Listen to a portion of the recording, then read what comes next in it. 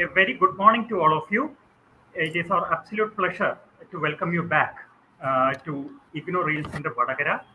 And our presentation today is on a very important topic, that is on environmental auditing, its basics, principles, and innovations. And we are indeed very fortunate to have with us Sri Deepak Vishwanathan, who is the Senior Audit Officer in the Office of the Controller and Auditor General of India. And it is our proud privilege to host him today with us. It is also my privilege and honor to have with us my colleagues, Dr. Sindhu P. Nair, who is the head of the Evaluation Center at IGNOU Cochin, Dr. Jalaja Kumari VT, who is the Assistant Regional Director at IGNOU Real Center Cochin, Dr. Prasita Unnikrishnan, who is also the Assistant Director at IGNOU Real Center Cochin. My colleague at Regional Center Vadagara, Dr. Praveen Kumara, who is the Assistant Registrar here. Today's session is indeed very, very significant because the concerns regarding environment are indeed taking mammoth proportions right now. And as we go along, we find that lots and lots of issues are coming up. The environmental valuation often does not take place in a proper manner.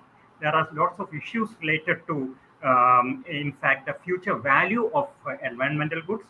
There are issues related to the protection of various species, which are so important for human livelihood. Plus, there are many other cost-related aspects related to the environment. And all these, in fact, can be mitigated up to a great extent if we have a proper environmental auditing system in place. And to talk about this very important aspect, in fact, we are honored to have Dr.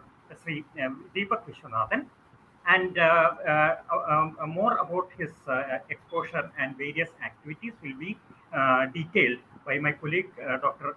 VT Jalajakumari, in a little while. I take this opportunity also to welcome a large number of students who have joined us online this morning. And one peculiar feature of this program is that this program is not only viewed by students in India, it is also being viewed by, in fact, a good number of students in Africa who are part of our eVidya Bharati project as well. I can see the comments and greetings on the sidebar. And I welcome each and every student who has taken time out of their very busy schedule to join us in this program. In fact, this program is a joint effort of the team of the Certificate in Environmental Sustainability run on the Swayam platform by the team from IGNOU Real Center Vadagara and IGNOU Real Center Cochin, and the innovation cell of IGNOU Regional Center Vadagara. So I hope you will enjoy this program and please do join us for this and all our subsequent programs which we will be broadcasting from time to time. So without much ado, let me welcome my colleague Dr. VT Jalajakumari and request her to introduce our guest of honor, the chief presenter for the day, Dr. Sri Deepak Vishwanathan, to the wider audience. Thank you, sir.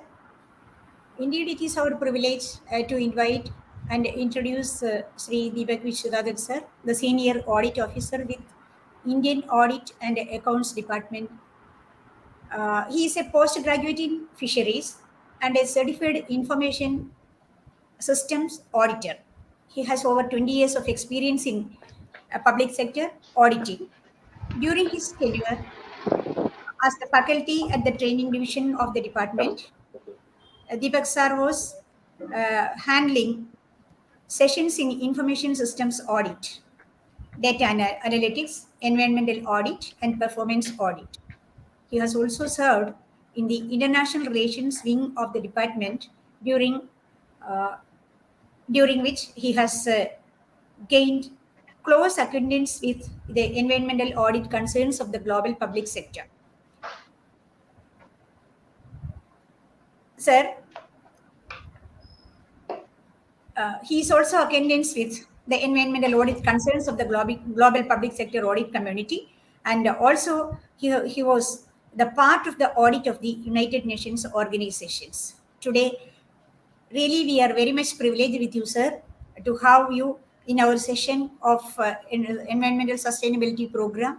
And day by day, we are revising our program with such relevant scholars from the field.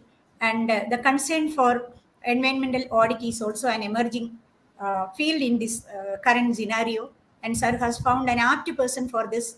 And we are very much thankful to you, sir. And for all, once again, from my part also, we are welcoming you, sir, for this privileged session. And we are eagerly waiting for your good knowledge, sir. Please. Thank you, Dr. Jalaja Kumari. Thank you, Dr. Rajesh, Dr. Sindhu, Prasida.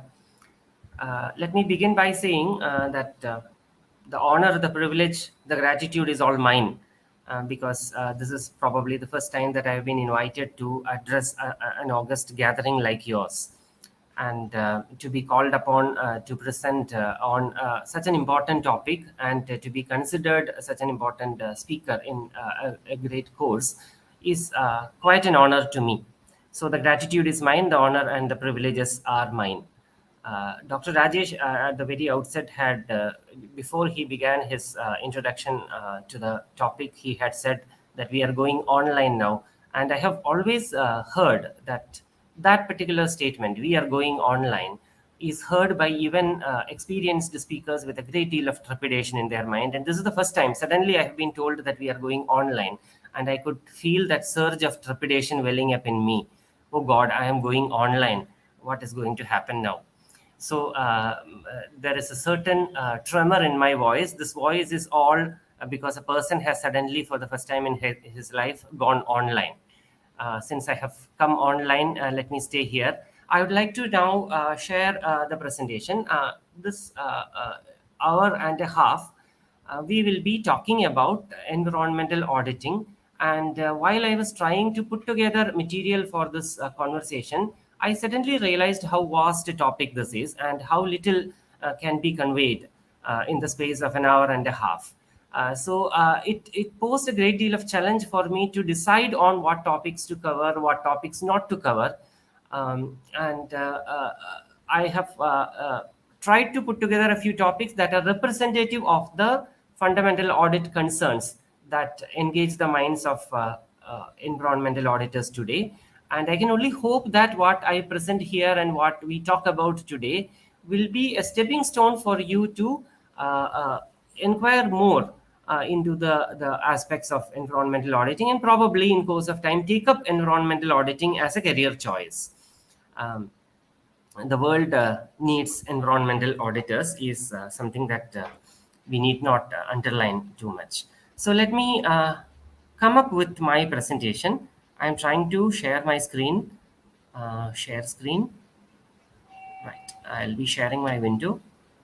And I would like you to tell me whether you are seeing my screen. Are you seeing my screen now? Let me make it full screen. Yes, sir. Yes, sir. It's coming. Right. It's full screen now, right? Okay. Right. Yes. Okay. So without, as Dr. Rajesh was saying, without further ado, let me start our conversation about environmental auditing. Before I begin, I would like to point out one substantial aspect. Environmental auditing is a term that is constantly being applied in the private sector as well as in the public sector. There is environmental auditing in the private sector auditing arena, and there is environmental auditing as practiced by public sector auditors as well. And both environmental audits are important, but they are probably vastly different. The kind of auditors that do the job, the kind of expertise they possess, the kind of concerns they address are vastly different.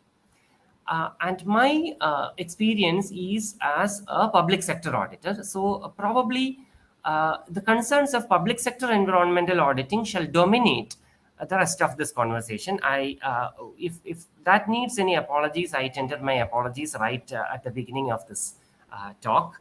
And with that, let me begin generally and then graduate to public sector. So we will begin by considering what is environmental auditing, and then we will try to see it in its general dimensions, and then try to go and see what public sector auditors do in the field of environmental auditing. Now, as students of environmental science and sustainable development, you would now have started understanding that environment is not exactly an emotional topic. It is not a matter of sentimentality. You would have now understood that environment is a matter like world peace. Environment is a matter that requires strong negotiations, dialogue, policy advice, policy design, and all kinds of diplomacy to become effective. And environmental auditing, particularly the auditing profession, looks at whether operations have been conducted in the way that it is supposed to be conducted. And we, as auditors, are always looking at financial effects. We look at money. Auditors have a traditional preoccupation with money and quantities. That is one of the challenges. That kind of auditing works in most of the fields. If you are trying to audit the transactions of a government department, if you are trying to audit the transactions of a company, this focus on money and this focus on quantities always works. But in environmental auditing, it is rendered very challenging by the fact that it is very difficult indeed to put a price tag on clean air and a beautiful landscape. So that makes the enterprise of environmental auditing particularly challenging. So let me begin by trying to find out what environmental auditing exactly is. When we are looking for definitions, the easy source is usually Wikipedia, right? So I went to Wikipedia. Even though I have been associated with the environmental audit efforts from a distance in my department, I had never really thought about what is environmental auditing. And when I had to take a class, I had to find a definition to fill my first slide with. So I went, as usual, to the Wikipedia, and the Wikipedia says that an environmental audit is a type of evaluation intended to identify environmental compliance and management system implementation gaps, along with related corrective actions. So Wikipedia says that the concern of an environment auditor is two in number. They are looking at compliance aspects and they are looking at implementation of an environmental management system. We will come to what these two aspects are in a little while. But then in my search, I also came upon another definition of environmental auditing. It was given by the Department of Environmental Protection, the government of Hong Kong. What the government of Hong Kong's definition of environmental audit has to do with our course here is open to question. But I found that definition quite interesting. So the Department of Environmental Protection, Government of Hong Kong, defines environmental auditing as a systematic, documented, periodic, and objective process in assessing an organization's activities and services in relation to a few things. But then what was interesting for me is that as an auditor, I suddenly could relate to this definition because an audit is not a one-time activity. And this definition kind of appreciated that aspect of auditing. An audit is not a one-time activity. An audit is a repeating process. You audit something once, and then you come back and audit it again to see how it has fared, how it has improved. Has the recommendations of the previous audit been taken into account? So auditing, like anything else, is a repetitive process. Also, auditing is a systematic process. An auditor comes to audit a system with a great deal of preparation and a great deal of formal structure. It is not as if an auditor comes and looks at the things and sees a few deviations here and there and reports them and goes away. Auditing is a designed, planned, structured process. Also, auditing is a documented process. So these aspects of auditing found reflection in this particular foreign definition. So I fell in love with this definition. you can see that the concerns that it outlines for environmental auditing, namely assessing compliance with relevant statutory and international requirements, internal requirements, facilitating management. These are the concerns that the definition says are the concerns of an auditing environmental auditor. But then they contain something interesting, more interesting. The fourth item on the list, maintaining credibility with the public. So an environmental auditor has to definitely see this concern of an organization, that the organizations need, whether it be government or whether it be a private organization, maintaining credibility with the public is a very important aspect. What helps in maintaining credibility with the public? One aspect of implementation. Implementations has not only to be effective, they have to be demonstrable. The efforts have not only to be effective, they also have to be visible and demonstrable, is a fact underlined by this definition, and it is a fact that always engages the mind of the environment auditor. It also talks about raising staff awareness. If you are familiar with the auditing process, you would know that the success of any process that is implemented is very dependent on how the staff cooperates, and how the staff cooperates will be intensely dependent on how the staff appreciates the importance of such and such thing. So an auditor also has to see and be aware that his work will result in the raising of staff awareness and enforcing commitment to departmental environmental policy. Then exploring environmental opportunities, and also promoting good environmental management. So these are the concerns that this definition imposes upon the mandate of an environmental auditor. So this is what environmental auditing is in general. We were talking about two fundamental concerns of environmental auditing, namely compliance and environment management system. So let me look at these two aspects that is laid down in the definition itself. The definition in the previous slide, the first definition, says that it is a type of evaluation intended to identify environmental compliance and management system implementation. So what is compliance? What is management system implementation? Compliance, obviously. So what do the auditors do? Auditors look at two things. Auditors look at multiple things, but fundamentally auditors look at two things. One is compliance and one is environment management system implementation, and we will begin our discussion by looking at what these things are in a very basic level. Compliance. You know that all organizations, even government, even private organizations, work in an ecosystem of laws and regulations and internal accounts and targets set internally and externally. An organization or a government has to follow international treaties that they have been part of. They have to, and governments would be imposing several rules and regulations in connection with resource usage, in connection with biodiversity, pollution control, development in restricted areas.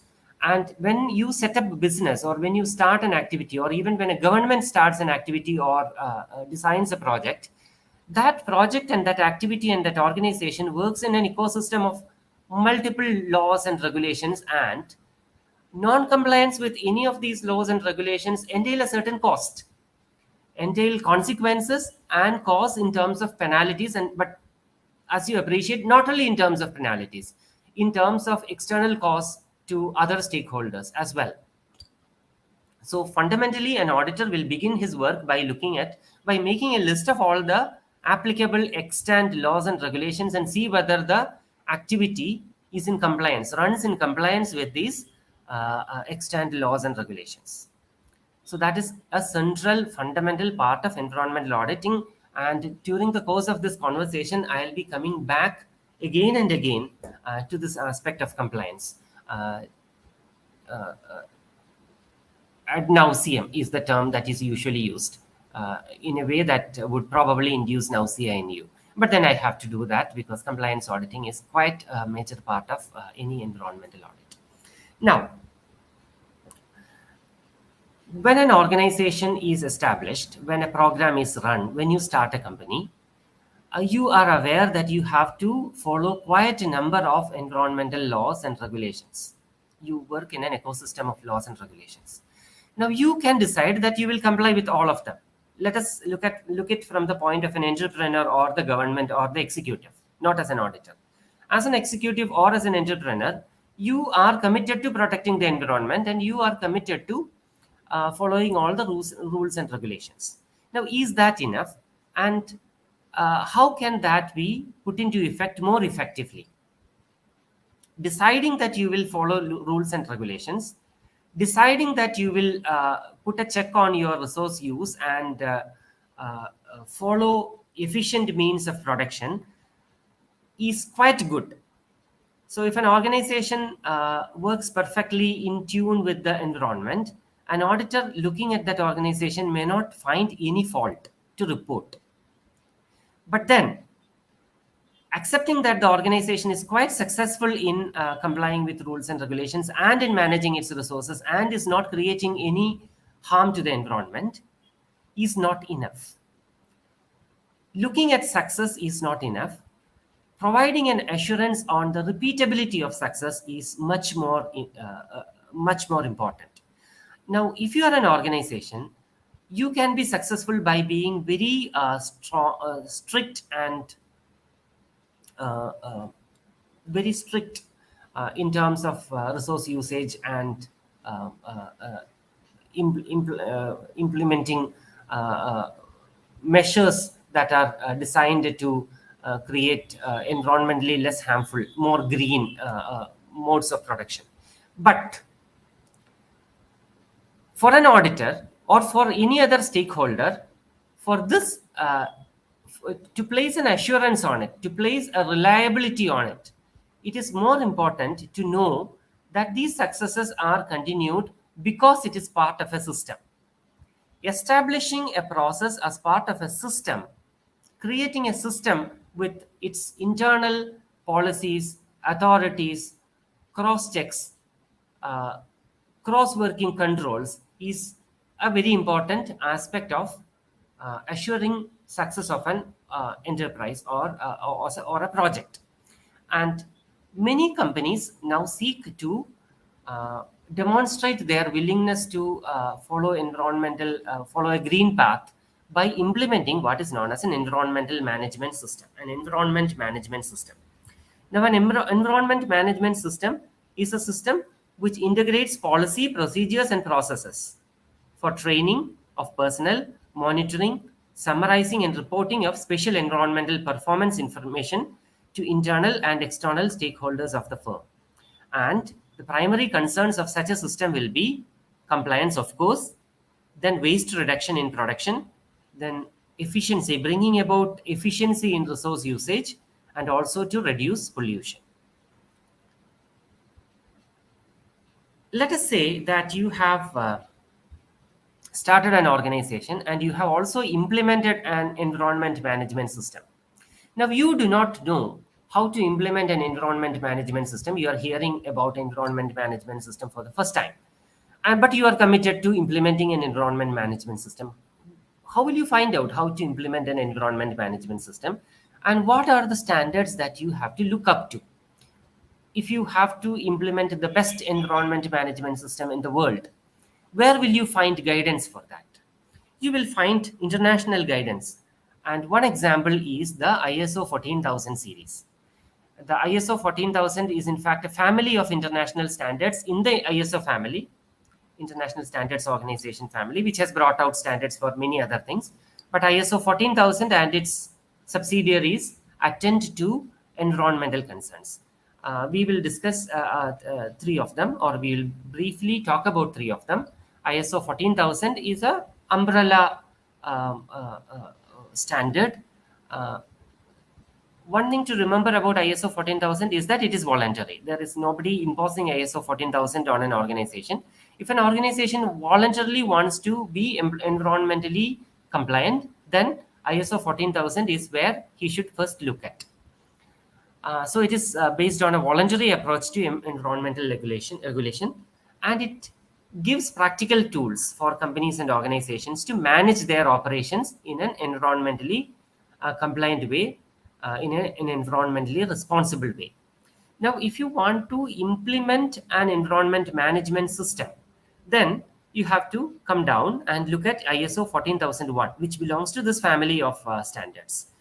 So ISO 14001 contains core principles for the establishment of improvement of an environment management system. When you look at standards, I do not know if you are familiar with the system of standards. When you look at standards, you will see that standards generally follow a pattern, and they follow a pattern of organization. Uh, Standard setters, people who design standards, find it always useful to divide their standards into core principles and practical guidance. Core principles more or less outline the philosophy that will guide the implementation of a system, and practical guidance set about giving you practical instructions as to how to put in practice this philosophy. So you can look upon ISO 14001 as the crystallization of the philosophy of environmental management system. It will define criteria for EMS and map out a framework for a company and organization to follow to set up an environment management system. And if you have followed, if you have set up an environment management system, and if you have followed that standard ISO 14001 to do so, if you have referred to this framework and set up the management system, then it gives you an assurance that your management system is comparable to the best in the world. And it gives a message out to the stakeholders as well that this organization is very responsible in its effort to set up a management system, and the system that it has set up is comparable to the best practices the world over. So it gives that international perspective to the building of your management system. Now, as I was mentioning, you have the core principles and you have the practical guidance, and ISO 14004 is a set of additional guidelines for a good EMS and more specialized standards dealing with specialized aspects of environmental management. Without going into the details of a management system, what will be the primary concern? What are the primary processes involved in the implementation of a management system? A management system always look at a structured, repeatable process that is not dependent on people, or that is not dependent on one person. You might look at an organization and see that that organization works in a perfectly responsible fashion because the tone at the top is conducive to environmental responsibility, because the CEO of that organization is an environmentally responsible person, and the moment he took charge, he implemented a series of reforms that made the company very green in its operation. But as an auditor, that is not good enough assurance for you. A country is prospering because it has a very good ruler is not a good enough assurance for sustained good performance of a country. The country needs to have a constitution, and the constitution needs to be stable, and processes and governance needs to be crystallized in the institutions and processes that are established in the country for that country to be stable and progressing. Similarly, for an organization to be serious about its environmental responsibilities, there has to be a system, and that system has to follow a very structured, documented approach, starting with the planning and then implementation of the plan. So you have the plan and then you have the do. So you have a plan, you have set about your own targets, and then you have set about the tasks, you have defined the tasks that are to be implemented to achieve the targets, and then you are going about achieving those targets. Now, having achieved those targets, there has to be a constant monitoring system. That is the check aspect of implementation of an EMS. Once the processes are in place, there has to be a continual monitoring process by which the performance is assessed against good criteria, and there has to be continuous improvement. You cannot have a static level of good performance. Responsible organizations continuously improve, and that creates more confidence in the minds of the stakeholders. So that is what EMS is all about, and that is what the international standards on environmental auditing is all about. This is not the only standard. You also have another international environmental standard, particularly for environment management systems. It is promulgated by the European Commission. It is called the EMAS, the Eco Management Auditing Scheme. The Eco Management Auditing Scheme is more stringent. It is not limited to the European Union and the European countries. It is much more stringent, and it brings into its concern stricter requirements of measurement and evaluation. It is more strict on government supervision. So if you are implementing 14,001, it is not necessary that you invite the government in to supervise your activities. But then EMA says that government supervision is one of the important aspects of implementation of an environment management system, and hence you have to define your statutory government auditors before you implement your management system. And then there is also a greater focus on employee involvement. As I was mentioning earlier, staff involvement is key to the success of any enterprise. So EMAS contains targets and standards that also provide assurance on staff involvement, whether staff is sensitized and trained in aspects of implementation of environmental targets. Now, the targets itself, the key performance indicators that are created within the EMAS scheme, they offer better comparability. They offer better comparability within the organization on an annual or multi-annual basis. They also offer better comparability among organizations. So you can look at your peers and see whether you are doing a good job or not. Then there are mandatory reporting requirements. When you are called upon to report your achievements, that makes you more responsible, and EMAS enjoins upon its followers, enjoins upon people who adopt it and claim to have done EMAS, done their management system according to EMAS, a requirement of strong public reporting. And registration, registration is voluntary. You can register or you can get ISO 14,000 certified. But for EMAS, registering with a public authority is mandatory. It is a mandatory requirement of this set of international standards. So we have seen two international standards, the ISO 14,000 series and the Eco Management Audit Scheme. These are applicable alike to private as well as public sector organizations. So this was a treatment of the environmental auditing in a very general way, and as it relates to both public and private sector organizations.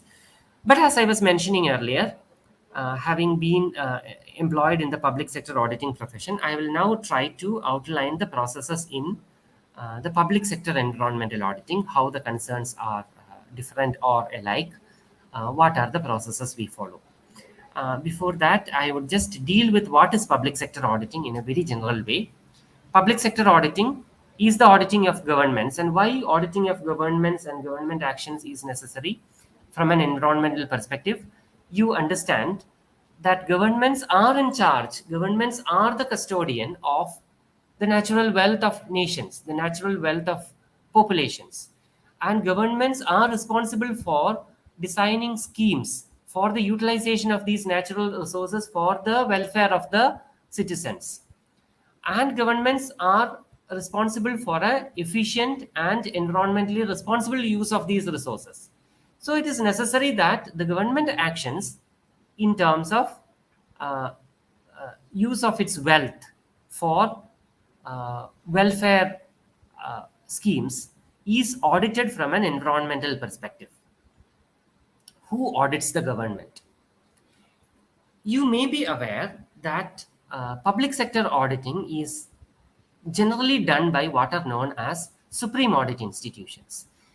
every nation or most nations have a designated supreme audit institution, and for India it is the Office of the Comptroller and Auditor General of India, under whom works the Indian Audit and Accounts Department, in which I am an officer.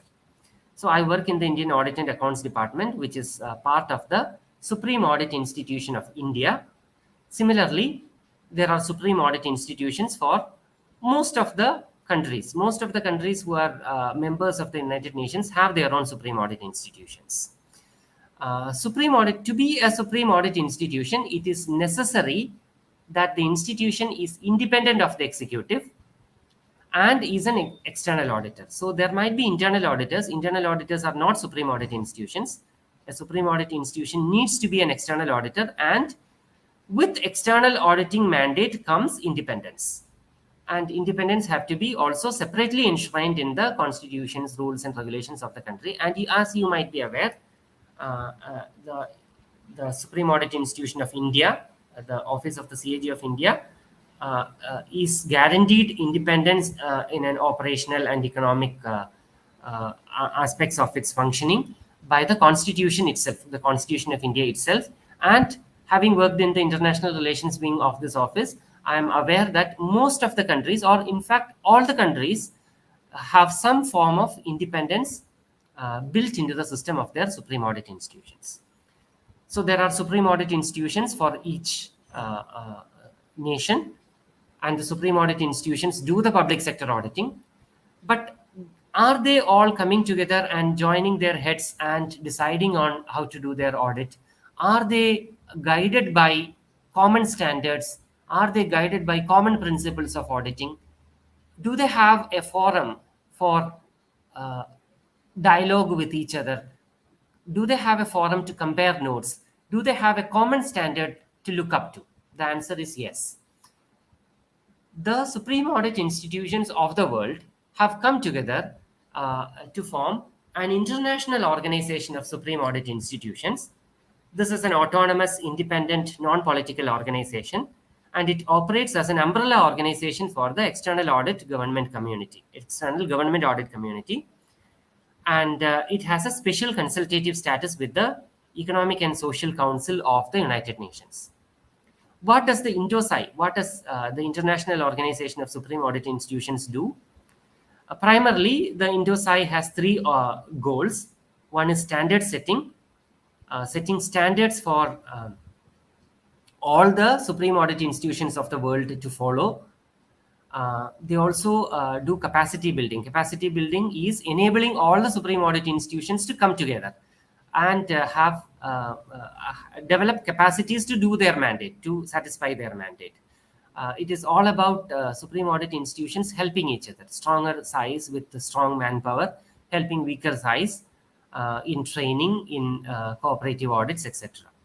They also have knowledge sharing. One of the goals of the INDOSI is knowledge sharing, and you might know that knowledge sharing is undertaken by a committee called the Knowledge Sharing Committee, and currently the Supreme Audit Institution of India is the chair of the Knowledge Sharing Committee of INDOSI.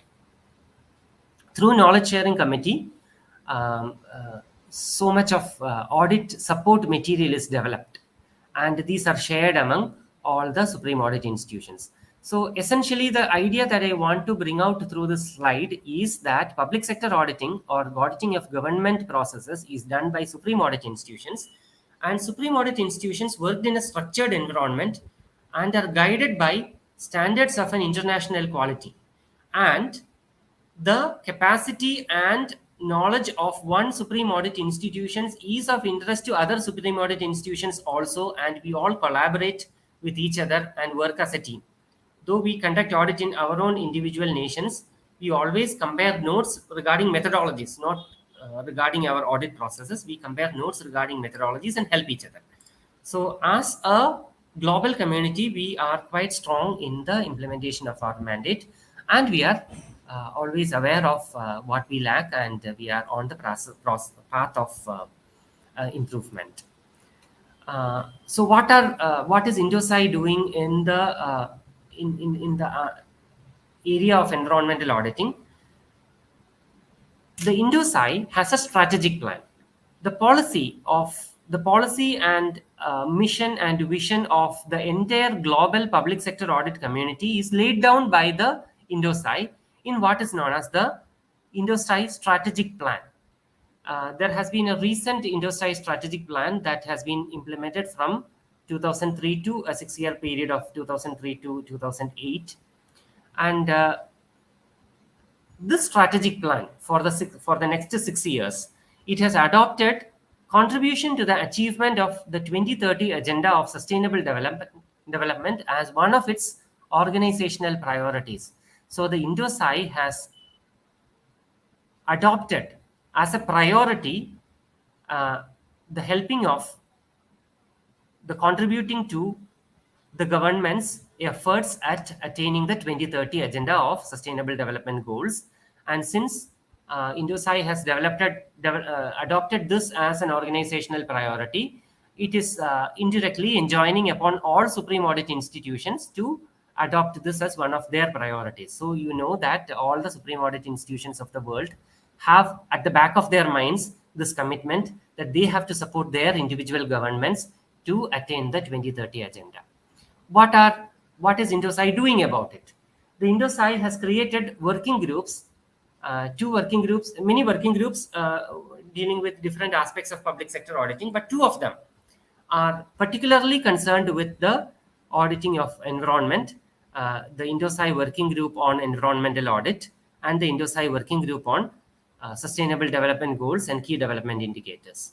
And these working groups and other organizations within the INDOSAI develop our own standards. So you have seen the standards by which an organization, whether private or government, can set up their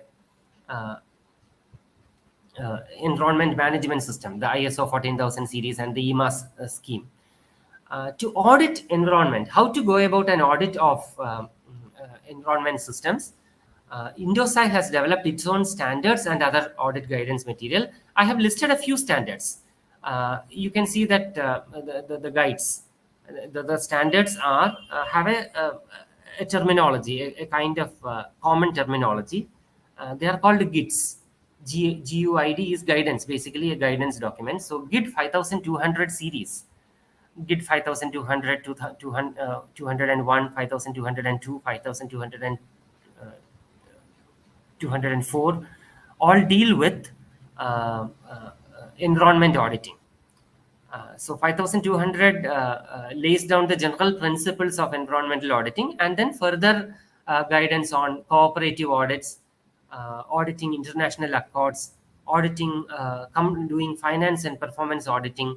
All these are laid down in further standards. So you should understand now that when a public sector auditor is assigned with the task of doing an environmental audit, he equips himself with an understanding of international standards by referring to these public documents. In fact, you can search for any of these documents. These are public documents. You can refer to them. They are available online, and public sector auditors all over the world will be referring to these documents, and that will help them to do their audits in a structured, comparable, and efficient way that offer a minimum assurance of quality. So what are these guidances, these GID documents and other support material talking about environmental auditing in the public sector? The public sector auditing conventionally classifies audits into 3 types: financial audits, compliance audits, and performance audits. Now, it is not that an audit assignment is purely financial audit or compliance audit or performance audit. An audit assignment might combine in itself objectives of any of these 3 types of audits. You might be doing a financial audit and a compliance audit together, or you might be doing a performance audit in which you might be considering compliance aspects. Before we go further, I would really like to briefly deal with what these types of audits are. Financial audits are basically audits that look at the dependability of financial statements. Financial statements are the balance sheet and the profit and loss accounts, and so on. Whether these financial statements provide a true and fair picture of the financial performance of an organization is the concern of financial audit. Compliance audit, as I was mentioning earlier, and as I promised you that I will be repeating ad nauseum, deal with compliance to extant rules and regulations. Whether an organization is compliant to all the rules and regulations in which it works is the concern of a compliance auditor. Now, it is quite possible that an organization might be working in full compliance to all the rules and regulations, but still, it may not be working effectively. It may not be achieving its targets. Because rules and regulations are basic aspects. They are minimum guarantees alone. They do not guarantee full responsibility of achievement or economy in anything, including environmental responsibilities. For example, let me take an example. Let us say that somebody has built a bridge, and you as an auditor is going to audit the process by which this bridge was built. You might be looking at whether the processes for building this bridge were complied with. The rules and regulations state that when construction is undertaken, it has to be, the vendor has to be selected through an open process. And then the work of the selected vendor has to be monitored constantly. And then the payment has to be given in a phased manner. And at each level, the performance of the work has to be verified and certified. Now, all these, let us say that a bridge has been built with in compliance with all these rules and regulations. And finally, the bridge is built, but it was not. But who would ever wonder if there was actually a need for a bridge like this? After all, resources are limited, and utilizing a resource for something would mean that there is an opportunity cost associated with it, and the resources could have been better employed elsewhere. So was this bridge an absolute necessary? Was the necessity of a bridge in that place well established through a process? Now, having decided that the bridge is necessary, were the most economic choices opted for? And after building the bridge, is there a situation where there are no approach roads to the bridge, and hence the vehicles are even now using the old bridge rather than the new bridge? These are, in other words, was the construction of the bridge effective? These are concerns that are not covered in a compliance audit. But as an auditor, it is your duty, or it is our duty, to look at these aspects as well, the performance aspects as well. And hence we are mandated, we are fully empowered to do performance audits. Performance audits look at the economy, efficiency, and effectiveness aspects of any scheme or project. So these are the three types of audits that public sector auditors undertake. Financial audits, compliance audits, and performance audits. And do we audit sustainable development? Yes, the Indosai says that wherever we do any audit, we have to consider broader sustainable development aspects within any scheme of the government. So we are fully empowered, and we are fully empowered with the responsibility of considering sustainable development aspects in our auditing process. So what are the performance aspects that we will be looking at? We will be these performance aspects that we will be looking at. I will be coming in more detail in my subsequent slides. I will now go into how we undertake an environmental audit process. As I was mentioning at the beginning of this conversation, an audit is not an ad hoc process. When a team is formed to perform an audit, or when the office decides whether to audit and what to audit, it is the result of a long process of planning in which we consider alternative topics. After all, audit resources are also limited, and when we audit something, we are essentially deploying our resources to auditing something and not deploying those resources to auditing something else that may have a better claim for examination at this point of time. So before undertaking an audit, we have to make sure that we are auditing what is to be audited.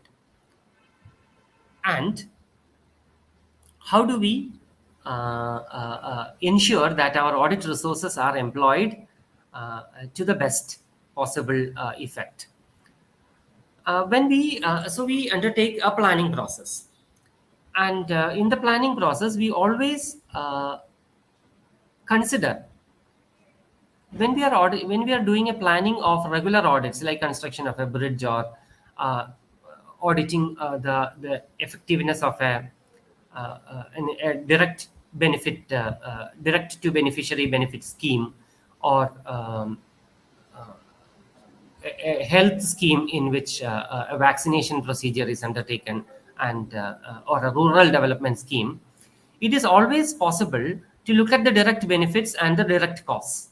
But in environmental aspects, you also, in deciding whether a certain topic is important or not, it is necessary to look at the indirect benefits and indirect costs, as well as learners of environmental science you would readily appreciate.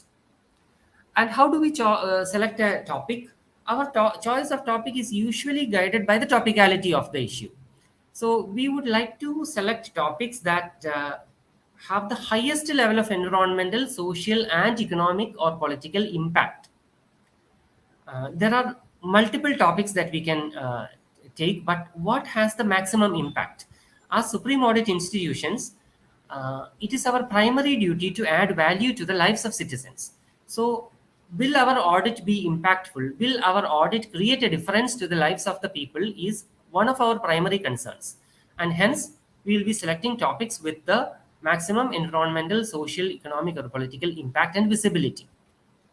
And we will be looking at opportunities where our audit can suggest, give recommendations of improving processes and systems.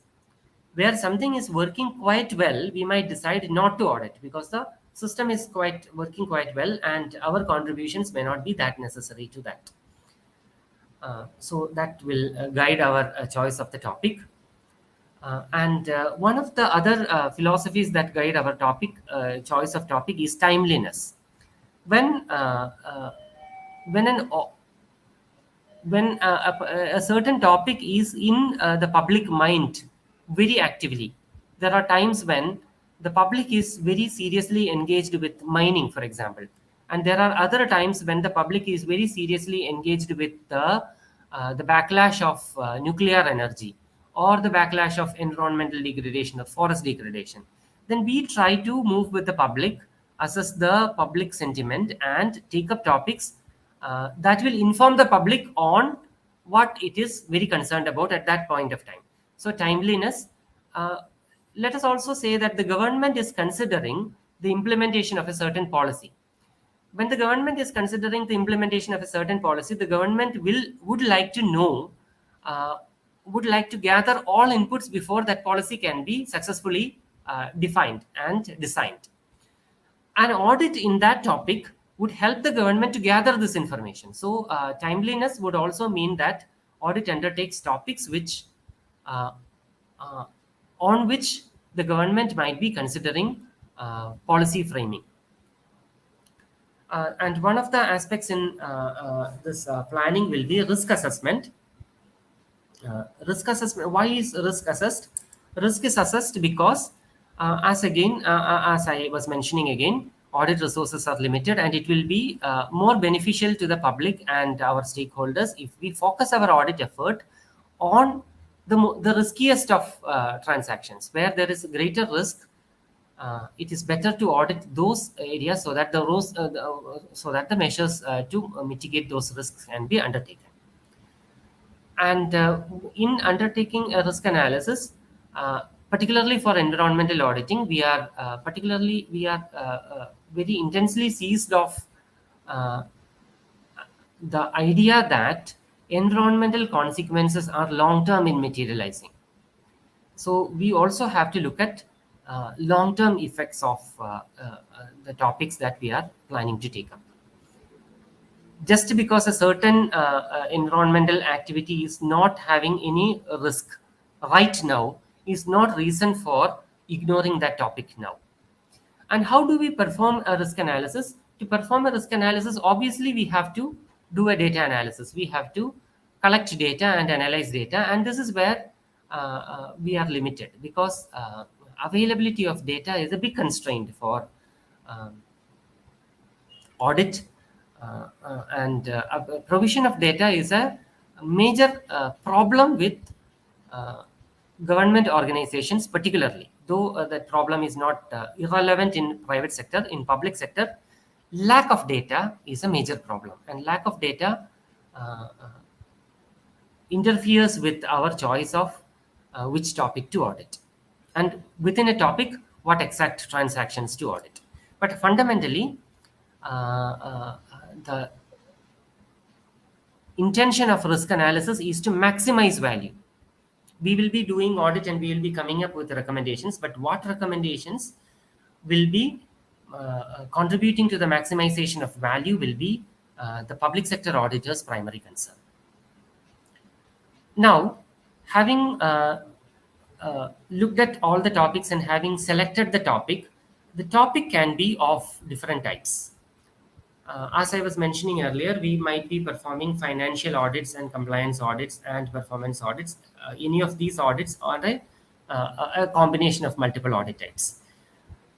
So let me just try to outline what exactly in environmental audit we do in a financial audit, in a compliance audit, or in a performance audit. In a financial audit traditionally has not been the preserve of an environmental auditor. You know that financial audits are done primarily by chartered accountants who look at the debit and credit aspects of transactions, who look at the classification of transactions, principles of classification of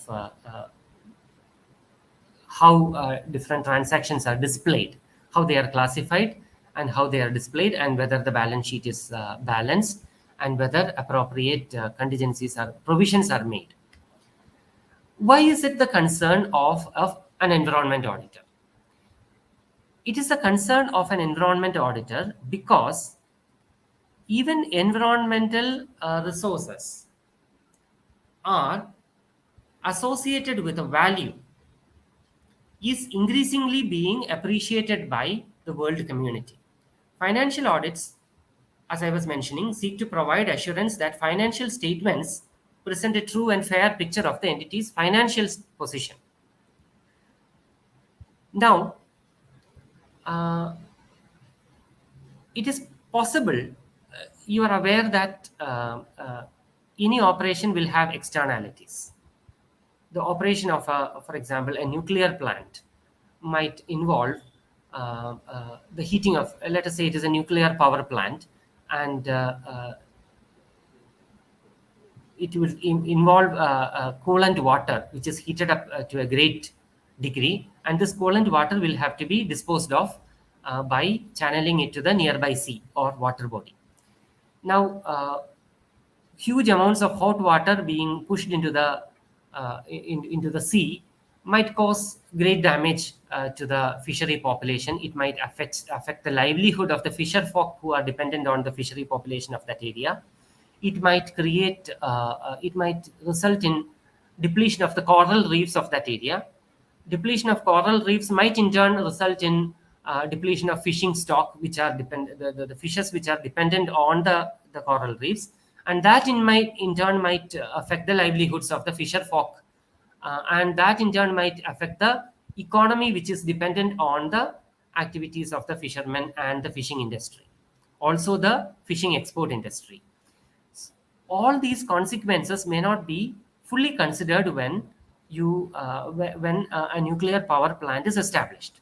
So let us say that a nuclear power plant is established and there is no provision made to cool down the water before it is let out into the seas. Now, looking at the cause,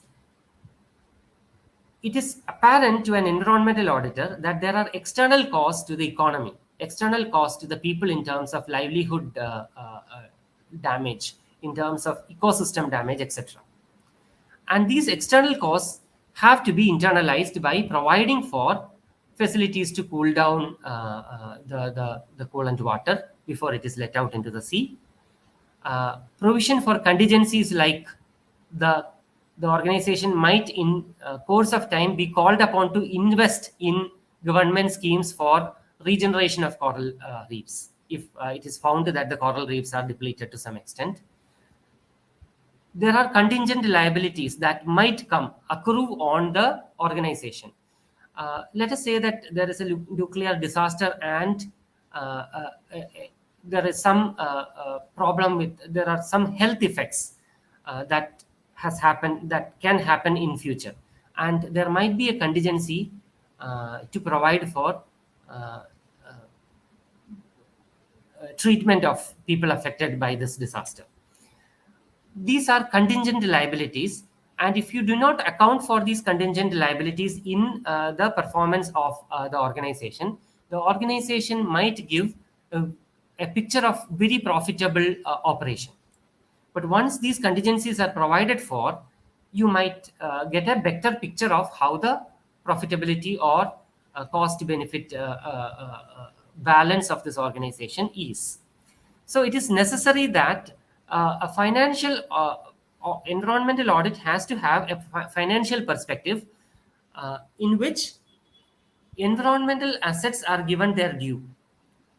As I was mentioning earlier, clean air and a beautiful landscape is considered as an asset, and a value is assigned to this. An organization that invests in the creation of a nearby park and regeneration of trees in a nearby forest area should also be considered a successful organization and a profitable organization because of asset creation. These asset creation should not be ignored when you are examining the financial performance of that organization. That is the philosophy that guides a financial audit of from an environmental perspective. Now, compliance audit, as I was mentioning earlier, and I will be mentioning probably in the later part of this conversation also, look at how the organization complies with extant rules and regulations. Now, what happens if it is not complying with extant rules and regulations? One, there might be penalties associated with non-compliance. So performing a compliance audit will help the organization to identify gaps where it is not compliant. There is quite a number of environmental laws and regulations, and it is quite possible that an organization might not be aware of some of the rules and regulations that it ought to be compliant with. It is also quite possible that it started complying with and then it lost sight of certain certificates to be obtained, certain reports to be filed. So a compliance audit might act as a reminder to the management that there are gaps and these compliances have to be adhered to so that costs of non-compliance can be mitigated in future. Compliance audit will also help in educating the staff that when an auditor comes, the staff suddenly remembers. When an auditor poses questions, have you obtained this certificate?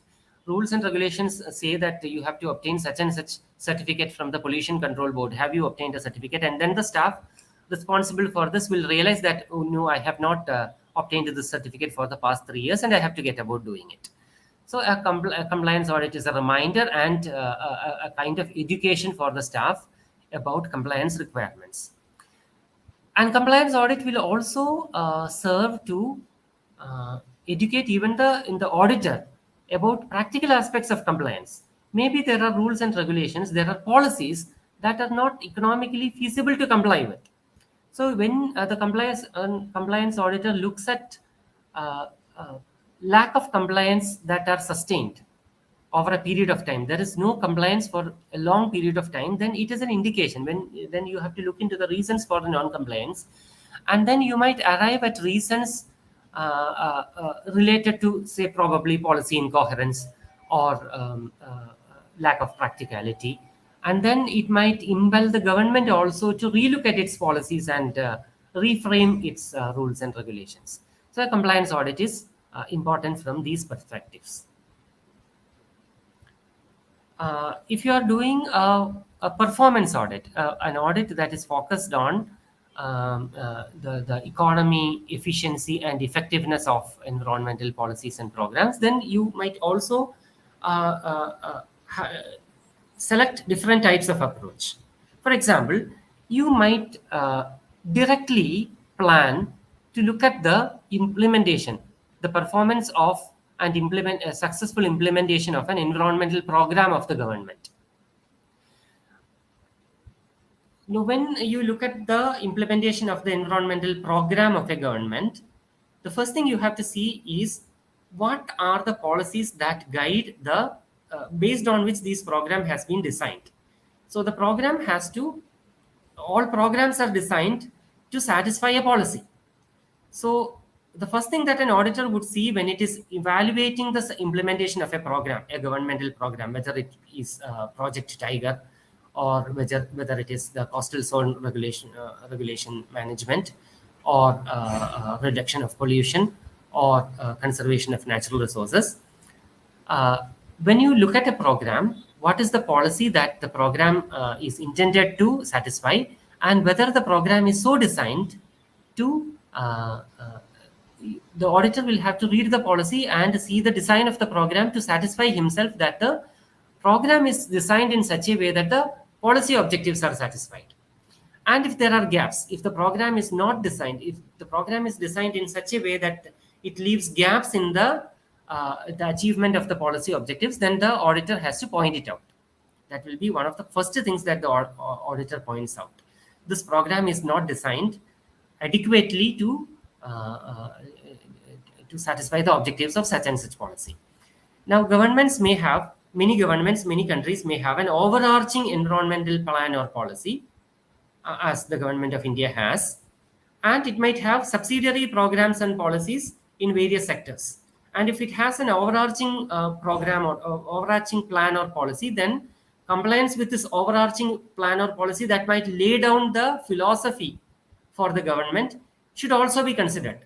This program is designed to satisfy the objectives of such and such sectoral policy, and it is doing a very good job. But then the sectoral policy itself is not in consonance with the overall environmental plan of the government, is something that an auditor needs to examine and point out if he finds that there is a lack of coherence that way. When you look at a program, look at the underlying policies. And you also you are looking at sectoral policies, sectoral plans. You are looking at national plans and national programs, but you also need to look at international accords to which this country is a party, and see that each individual program is in consonance with international accords also for which the country is a party. And an auditor can always narrow when during the planning stage, when the auditor finds that certain programs are working well, then the auditor can look at programs that have a risk of lack of success and select those, so that the auditor can contribute to finding reasons for why the program is not delivering, and inform the government of the gaps and possible recommendations by which the government can bring about an improvement. Now, when you look at a program, one of the concerns that engage the mind of an auditor is what to report. An auditor doing an audit of anything will find so many things, so many deficiencies, and the auditor will be full of deficiencies to report. But always auditors consider what is known as materiality when he plans to report something. What is materiality? What is serious is material. But when you consider materiality and when you consider what to report in an environment audit, when you are assessing an environmental program, implementation of an environmental program is slightly difficult. It is rendered difficult by the fact that, by many reasons, but it is rendered difficult by the fact that individually small effects might have a cumulatively large effect. You are looking at, let us say, you are looking at the compliance with pollution standards of a particular company in a city. You might find that the company is satisfying, its emission levels are within stipulated minimum. But you are looking at a city in which there are 1,000 polluters. So even when each individual company falls, has an emission level within the stipulated minimum, the combined cumulative effect of uh, uh, pollution might be quite substantial. So an auditor might feel that everything is fine with this company, hence it is not required to be reported. But the auditor is wrong in deciding, because these things will have a large cumulative effect. And the effects also may be long term in materializing. Let us say that you are auditing as the example I had taken up earlier of a nuclear power plant which has effluent water which is of a very high temperature, and there are norms that the water has to be cooled down to a certain temperature. Now, let us say that you audited and you found out that uh, they have a cooling plant which is operational and it is working fine, and the water is also cooled down before it is let out into the sea. But where the stipulation says it has to be cooled to, say, 10 degrees Celsius, the water is occasionally 10.5 degrees Celsius hot. There is only a 0.5 degree deviation. Is it material? And an auditor might be tempted to consider this to be a minor deviation and think of not reporting it. But a 0.5 degree over a period of time can result in a substantial loss of aquatic flora and fauna in that region.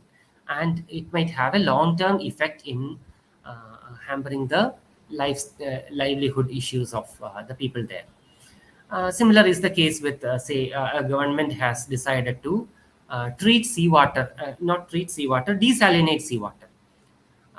And the desalination is working fine, and there is a very good output of pure water. But then what happens to the salt that has been removed from the water? Where is it disposed of? Is it creating any minor effects? Are the effects visible now? These have to be considered. The long-term effects have to be considered before deciding on the materiality. You should also consider that there might be material effects which has caused due to unpredictable events that were not considered at the time of implementation, and you have to exercise your judgment to decide whether you have to report it or not.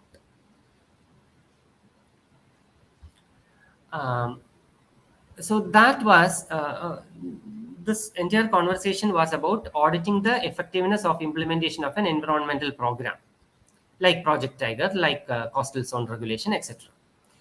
But the government has programs which are not environmental primarily in nature.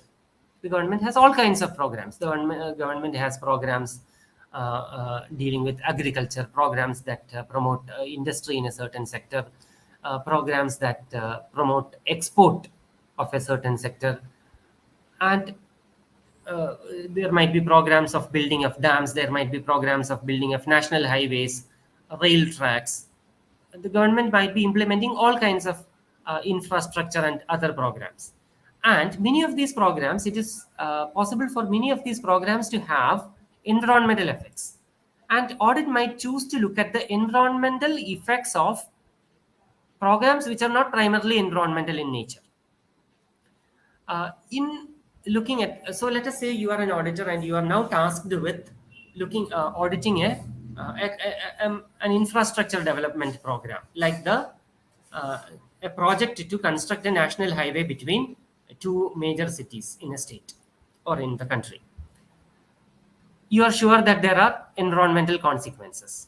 So as an auditor, how will you begin your audit, and what are the questions that you will be asking yourself and asking the entity to ensure that this project has considered and put in place processes that will mitigate the environmental impacts as well. The first thing that auditor should consider is whether the government itself, when it planned this project, made an assessment of its possible environmental impacts.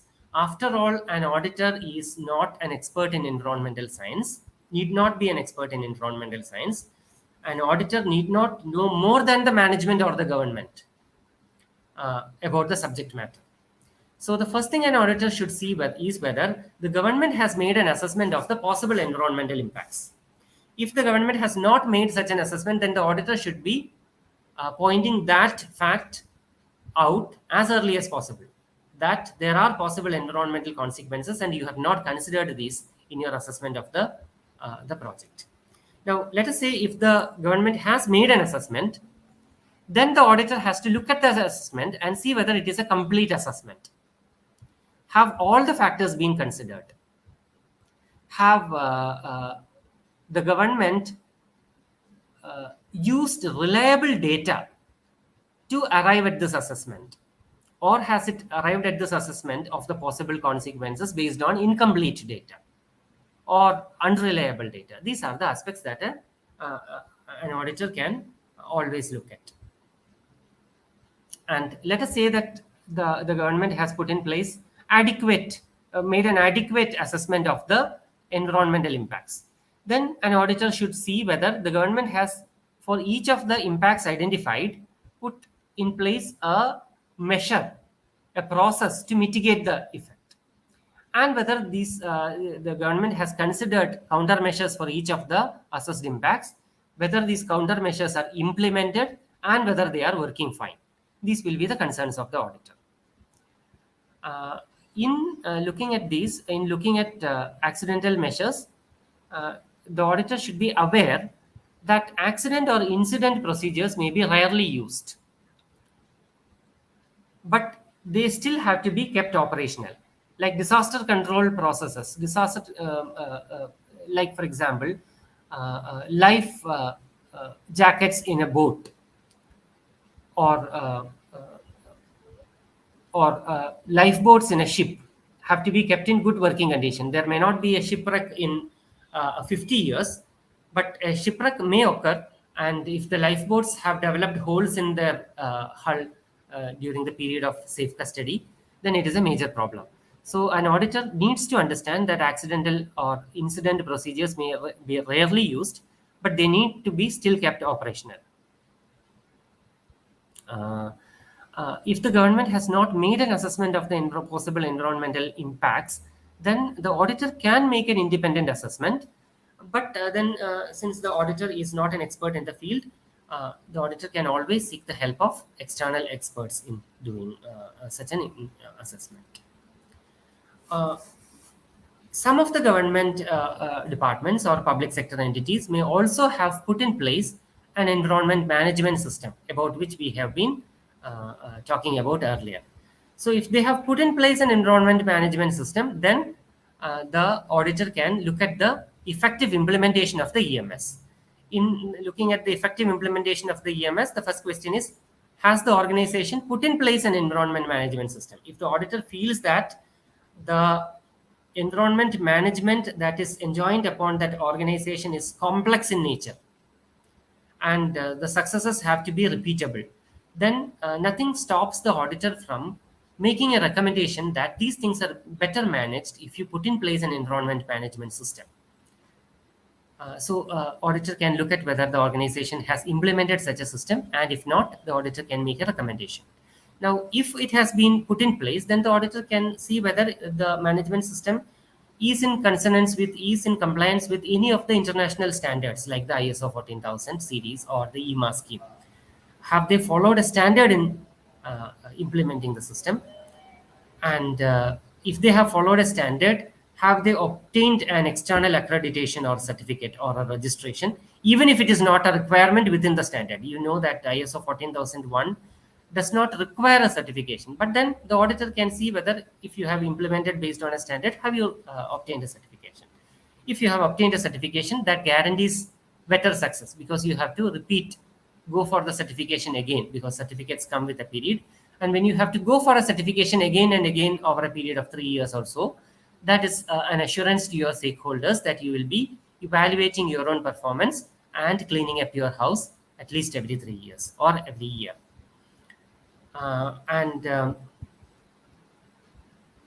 In continuous improvement, the auditor can see whether the targets that the organization has set for itself within the EMS is adequate, whether they compare well with the targets set by similar organizations, and whether those targets are in tune with the government's commitments, government's rules and regulations, and government's commitments to international accounts.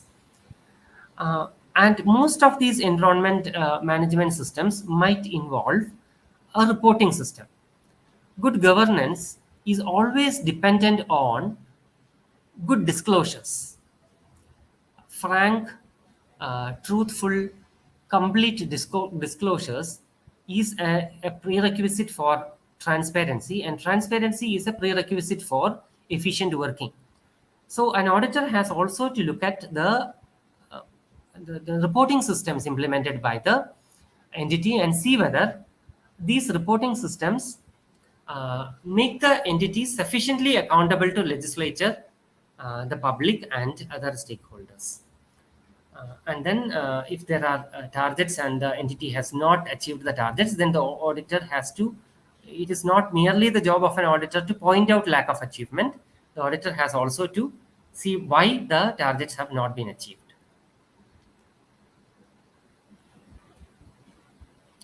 The auditor may also consider giving an opinion on proposed policies and programs. When you, before a policy is implemented, at the stage when the policy is being considered, the auditor might consider giving an opinion on the policy and programs. But then the auditor has to be concerned about two things, or rather three things. One is there are a few risks in giving an opinion on a policy. One is lack of competence. Auditors are not policy experts, and then the auditor may lack the competence to give a policy advice. A more important consequence or risk is a possible conflict of interest. If an auditor has given its opinion on the design of a policy, then the auditor might lose its mandate or a right to audit the implementation of that policy, because you have been a party in its framing. The auditor may also consider political issues. What are the political consequences of giving an advice this way or that for a proposed policy? So if an auditor gives an opinion on a proposed policy, then the auditor has to be very cautious. In the design and execution, one of the first steps of auditing is to design. I was mentioning and I was trying to underline the fact that auditing is a structured process, and hence it begins by framing. It begins by selecting a topic, and once the topic has been selected, the auditor sets about doing a risk analysis and finding what are the specific things that need to be audited, and then he will frame the audit objectives. When he frames the audit objectives, he tries to frame these audit objectives in a very focused and specific manner. He will not frame ambiguous objectives. He will frame very focused, very clearly defined objectives. Because the rest of the audit plan, the rest of the structure of the audit process will depend on how the audit objectives have been defined. So from the audit objectives will flow the audit sub-objectives and the audit questions. From the audit questions will flow what are the criteria to be adopted. From the criteria will flow what are the sources of evidence to be accessed. And hence the framing of the objectives at the initial stage has to be very clear. It has to cover all the risky aspects, and it has to be stated in very clear terms. Once the objectives are framed and the whole process of audit is designed, when you audit, you always measure performance against a criteria. So what are the criteria to be adopted? When you are measuring compliance, for example, the criteria are obviously the extant rules and regulations. The criteria are also international accords, the organization's own policy documents. If the organization has set for itself its own targets, then the auditor will always adopt the organization's own targets as its criteria and try to find whether the organization has lived up to its own ideals. And what if the organization has not stated its own criteria, and can the auditor frame their own criteria? The auditor can always look at academic literature, best practices, and criteria adopted by comparable organizations, etc., to measure the performance of this organization. But then there is a risk. When you adopt criteria by a parallel organization or an international best practice, there is always a chance of dispute. Your audited entity might always say that, why are you auditing me according to ISO 14001? I have followed a different set of standards. Why are you auditing me in comparison with the performance of that other organization? That other organization is substantially different in processes from our own organization. So why are you adopting that criteria? There is always a cause for disputation, and hence it is always necessary for the auditor to decide the criteria and convey this to the audited entity and get its consensus. The auditor has to reach a negotiate consensus for any criteria before that criteria is adopted for an evaluation. Collecting and analyzing data, as I was mentioning earlier, once the criteria are set, the auditor has to go about seeking whether the criteria are met. To understand whether the criteria are met, it has to collect data, and all analysis will be only as good as the quality of the underlying data. So it is the responsibility of the management to provide and to keep good quality data. But as auditors always understand, that is not the case most of the times. Sufficient quality, reliable data is, complete data is mostly lacking. So the auditor will have to deal with whatever he has been given access to and do as good a job of it as possible. And it is important in doing technical audits like an environmental audit. It is always necessary to leverage technology. I see that the time that has been allotted me was up to 12:30, and I see that the time I am now reaching 12:30. So I am from this point on exceeding my time. I might take another 5 or 10 minutes or a little more. But if there are set time limits, you are free to stop me at any point of time. Okay, do I have your permission to continue?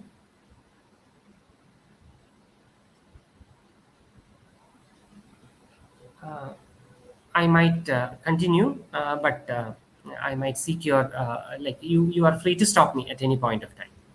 Okay, so I was mentioning that data collection and data analysis is a very difficult task, considering not only lack of available data, but also the highly technical nature of the data.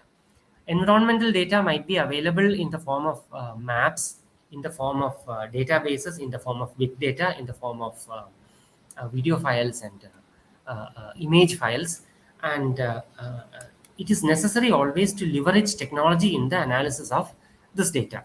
I would like to just give a few examples of how the Indian Audit and Accounts Department has leveraged technology in its analysis of environmental concerns. The first one is the audit of marine and coastal ecosystems in Tamil Nadu.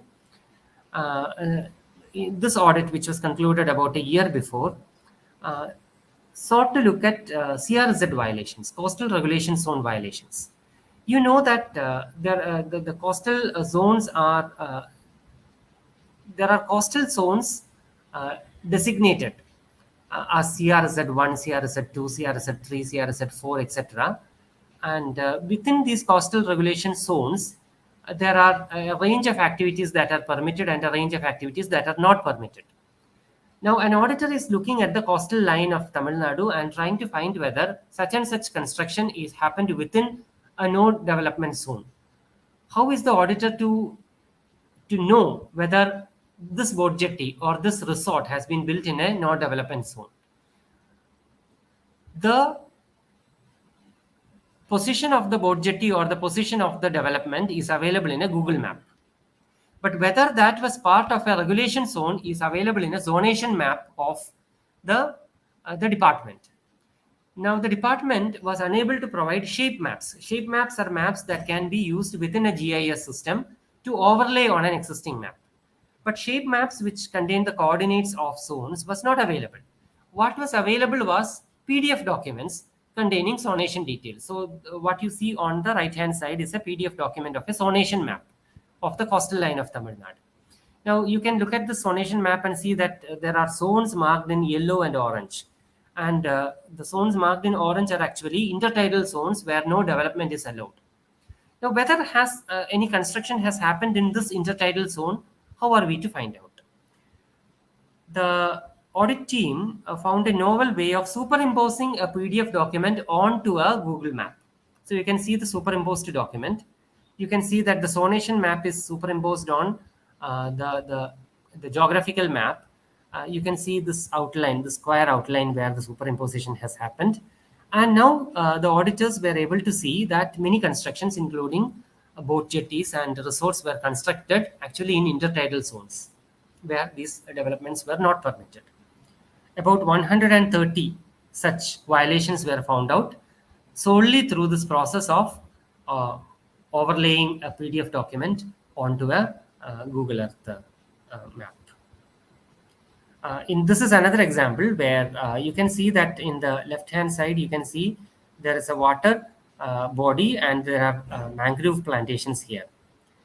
This is from a map, and when you look at the latest Google Earth map, you can see that mud roads were constructed which blocked the flow of water to the mangroves that will in course of time cause the depletion of the mangroves and cause environmental problems. Reduction in the ecosystem services rendered by these mangroves. Another example is an audit done on a project of replenishing reserve forests in the state of Orissa. The Orissa Forest Department implemented a program in which they started planting assisted assisted regeneration programs in reserve forests. The program involved planting of trees within patches of degraded areas within the forest. Now it is very difficult to find out whether this program was implemented successfully because the areas are deep inside the forest and the audit lacked the resources to go and actually verify whether the success as claimed by the department is truly visible. So the audit had to depend on remote sensing technology, also the use of unmanned aerial vehicles, the drones. So the drone images were subjected to remote sensing technology, obviously with the help of outside experts, to do activities like a tree counting, tree height measurement, species determination, canopy density, contour mapping, drainage pattern analysis, etc. So aerial maps of the areas covered under the project were taken, and remote sensing analysis was done on these aerial maps, and the audit was able to come out with several observations. For example, the plantation journal claimed so many numbers of different types of trees were planted, but where these actually planted and where these actually surviving? A tree count using remote sensing revealed that the success rate is quite low. Where it is claimed that about 4,000 teak trees are planted, actual counting of teak trees using remote sensing revealed that there were only 340 survivors. There were no survivors in many of the types of trees planted. So in the place where they are claiming 10,000 trees were planted, audit found that only 389. Of course, it is an estimate and an approximate figure, but this points to substantial lack of compliance. And this was possible by leveraging technology. Another example is, as you see in the figure, they had a scheme of assisted regeneration. And this assisted regeneration is planting of trees in degenerated patches of forest. So if you look at this diagram, you can see this aquamarine borders. This is the forest, and these are the patches where there is degradation due to some reason. So the assisted regeneration, so this is this red line you see over here. This red line is the boundary of the zone. It is the boundary within which the activity has to be conducted. And you can see these blue lines. These blue lines are trails, walking paths. And these aquamarine patches are degenerated patches. You can see these green dots. These green dots are the trees planted in accordance with the project.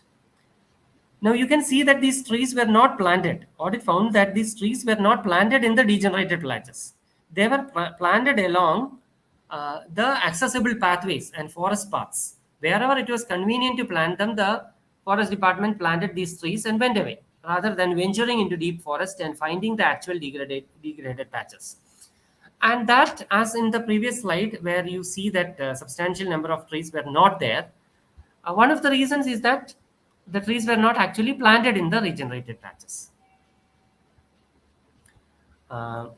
So this is part of the use of leveraging of technology in the audit methods. After doing the audit and making audit findings, it is also the responsibility of an auditor to ensure its impact, because value to the citizens is available only if the audit reports are seen by the stakeholders and the government takes action on the recommendations. How is an auditor ensuring or trying his best to seeing that his audit reports and the deviations that he found are having an impact, are contributing to some kind of progress? What an auditor can do is to report it effectively. Effective reporting should be a comprehensive reporting in which the auditor not only identifies the deficiencies but also looks at what are the reasons for these deficiencies. Only when the auditor understands the reasons for the deficiencies will he be able to arrive at a practical and workable recommendation. Otherwise, the auditor might be giving very impractical recommendations. So the auditor has to find deficiencies, and when the deficiencies are found, the auditor has to seek the reasons for the deficiencies and try to find out what are the possible ways in which these deficiencies can be mitigated. And these recommendations have to be made. So when an auditor does this exercise, gives a complete report, then his report becomes convincing to all stakeholders. It raises the awareness of audit observations among the general public and other stakeholders, and that also contributes to action being taken on the audit recommendations. One another form of effective reporting is the use of photographs. So relevant photographs, powerful photographs used in a very strategic way can serve to improve the impact of audit recommendations. So, for example, this is a photograph published in a report by SAI Denmark of a container ship that has run aground because of run aground in the Greenland.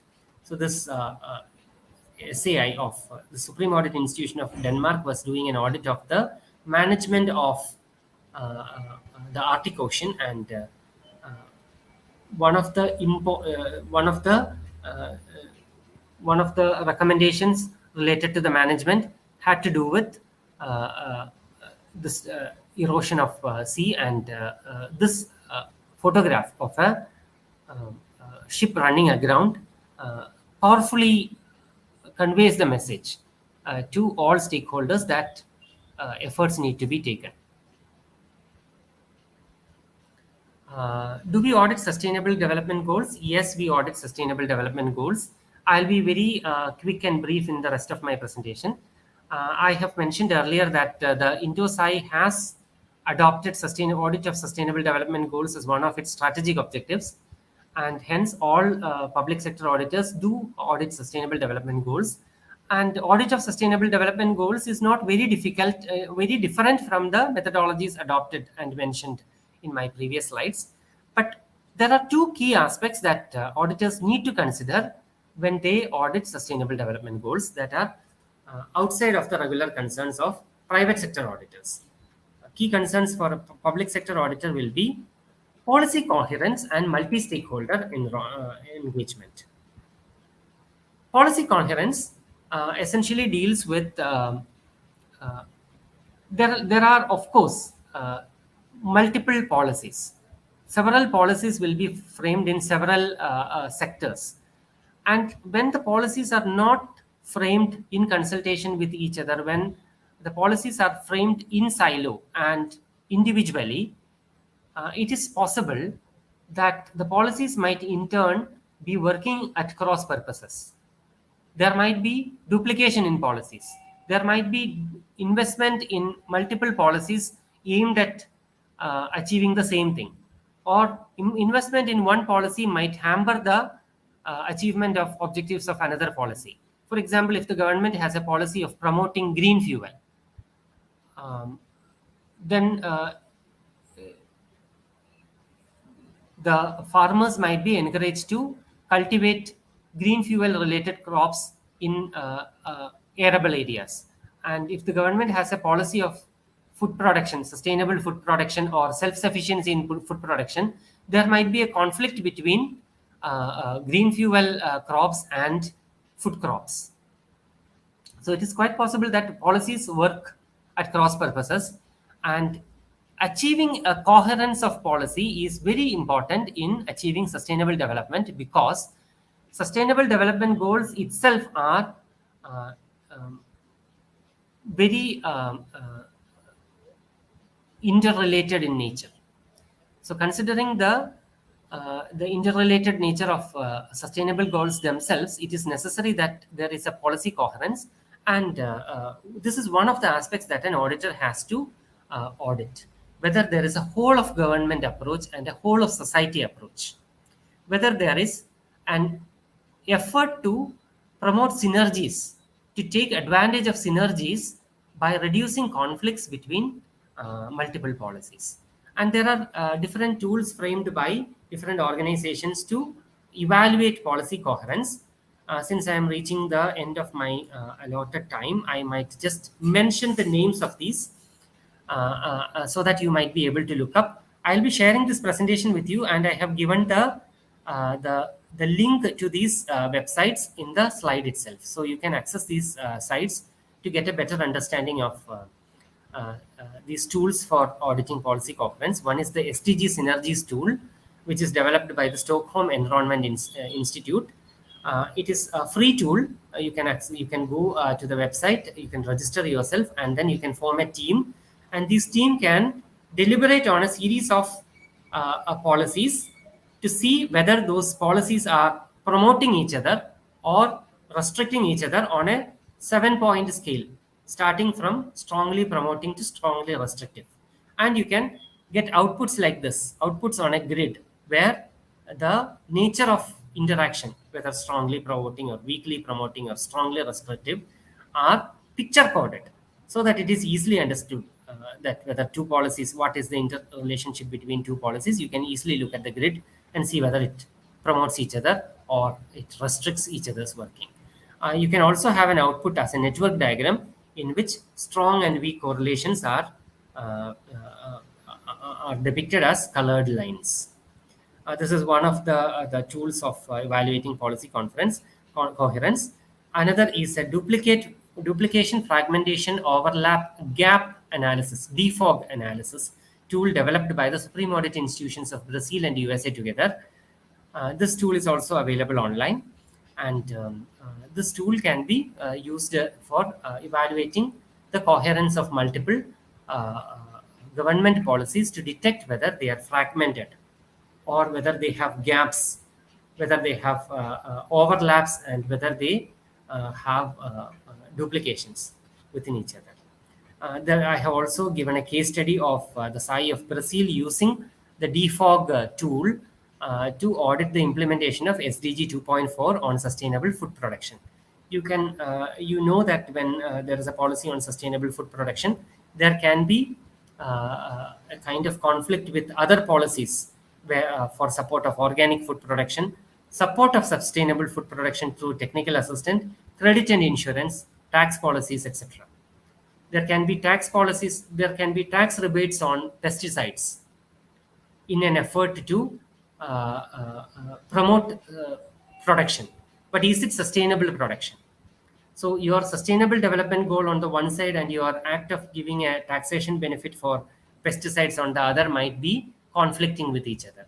So a defog tool might help you to analyze and chart these interrelationships between multiple policies. Policy coherence is also a part of the budgeting process, and when there is lack of policy coherence, then the government might end up having to invest in multiple policies for the same thing. So duplication of investment might take place, and investment in one policy will hamper the achievement of investment in another policy. This lack of coherence in budgeting happens because we have we have a sectoral budgeting process. Budgeting happens within ministries. Each ministry creates budgets for itself. So currently we have a sectoral ministry-based budgeting approach, and policy coherence in budgeting can be achieved only by a paradigm shift in the budgeting process, moving towards a non-traditional phenomena-based budgeting rather than a sector-based budgeting. I was talking about two key concerns of sustainable development. One is policy coherence, the other is multi-stakeholder engagement. Multi-stakeholder engagement is necessary because sustainability can be ensured not by a top-down approach. A government sitting on its high pedestal and designing policies may not be good for good workable policies. It may not be reflective of the needs of the multiple stakeholders who are affected by the implementation of the policy. So involvement of multiple stakeholders is necessary for sustainable development in what is known as the whole of society approach.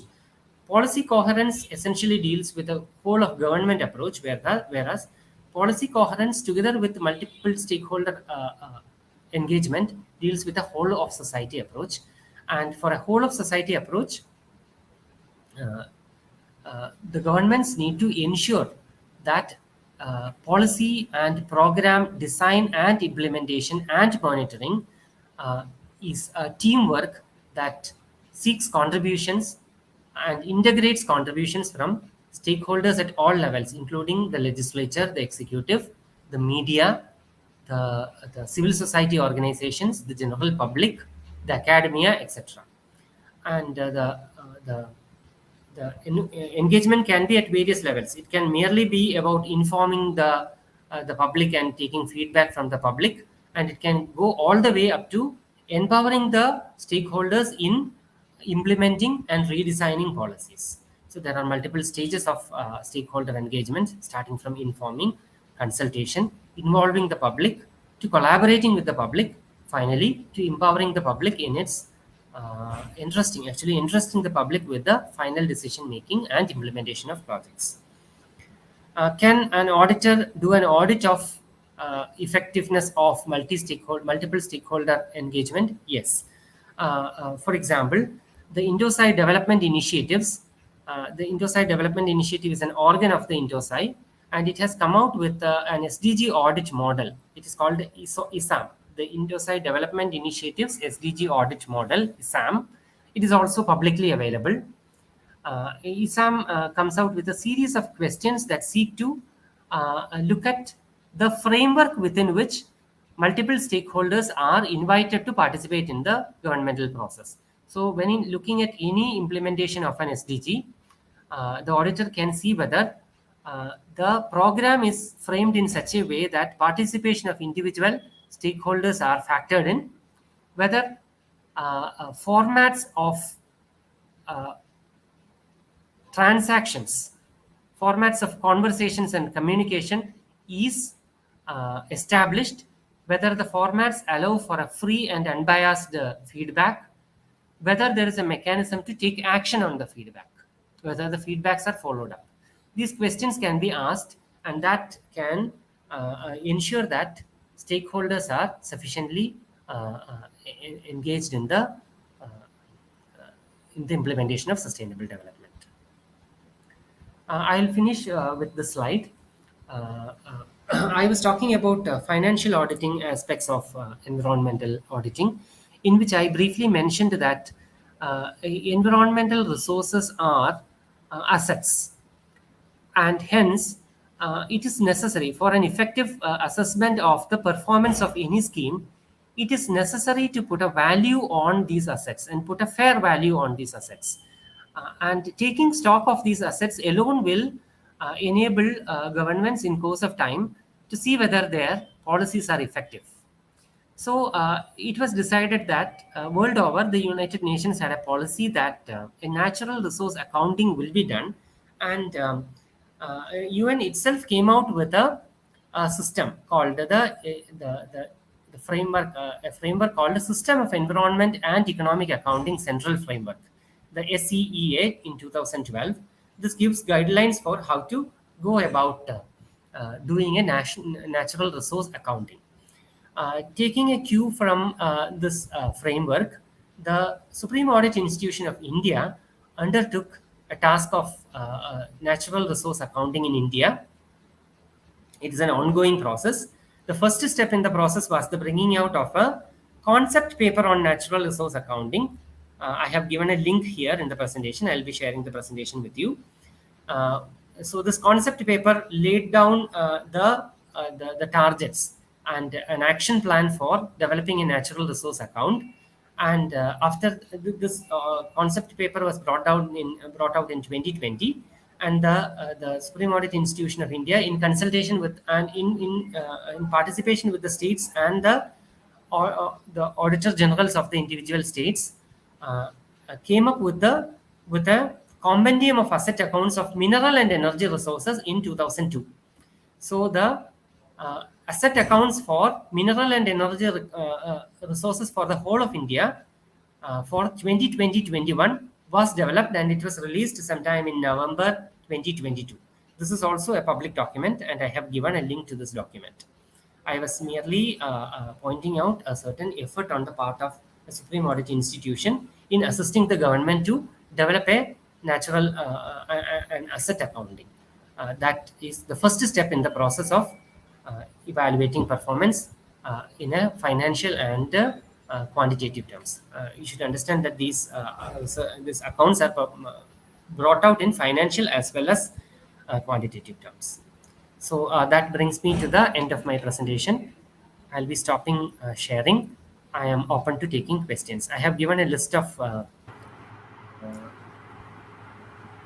references at the end of the presentation, which I'll be sharing. I encourage you to refer to these documents that I have referred. Thank you very much. Thank you, Mr. Deepak. It was, I should say, one of the most comprehensive presentations that we have had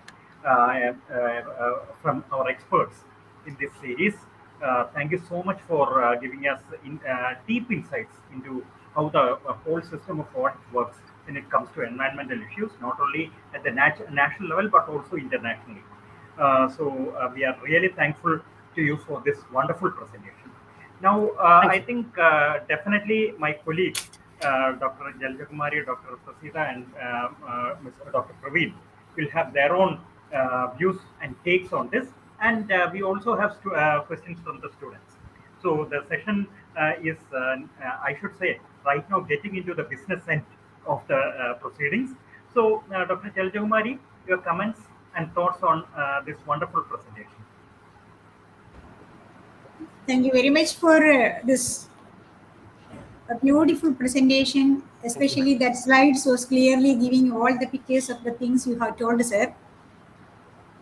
I was thinking in between, even though we have all the Supreme Audit institutions and instructions all over the world, day by day, our sustainable development is facing a lot of local and global threats. Isn't it, sir? It is true. Sir, it is true. Yeah. What is the hazards at implementation stage, sir, everything? Because currently we are facing the Brahmapuram issues and like that. Even though everything is there and it is very strict also, how this is happening? And what is the measure for avoiding the waste collection? I believe, and that is true. I believe, again, a lack of policy coherence is at the root of issues like the Brahmapuram issues that you very rightly pointed out.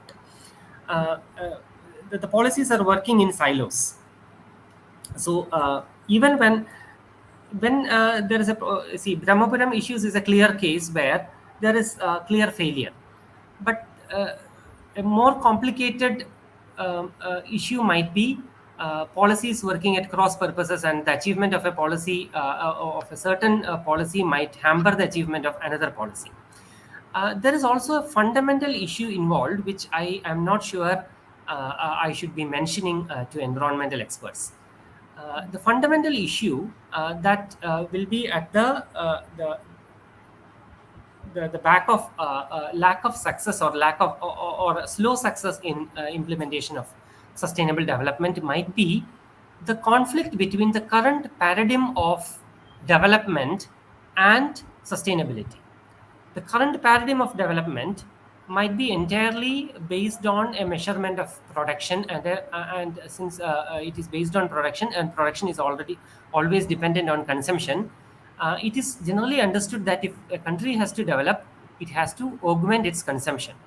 But when you are augmenting consumption on one hand, uh, uh, uh, and when production is dependent on consumption, and production is promoted for development, and the production essentially is all about conversion of resources that are in a non-usable form to a usable form, and when the resources are limited, this this conundrum, let me say, of sequence of events from limited resources to production to consumption to development will work against any kind of sustainability. So, at the root of the problem might be our definitions of development, and one of the roots of solution might be to have a paradigm shift in the way we look at development. Sir, is there any decentralized policy for this auditing at panchayat level or something? Of I course. think that, yeah, that's what. Yeah, yes. Decentralized. The policy is not decentralized. The Supreme Audit Institution of India conducts auditing at the panchayat level also. We have the auditing at the central level. We have the state audits. We also have the audit of local bodies. So yes, um, uh, uh, I think it our own will be institution more will effective. yes, ma'am.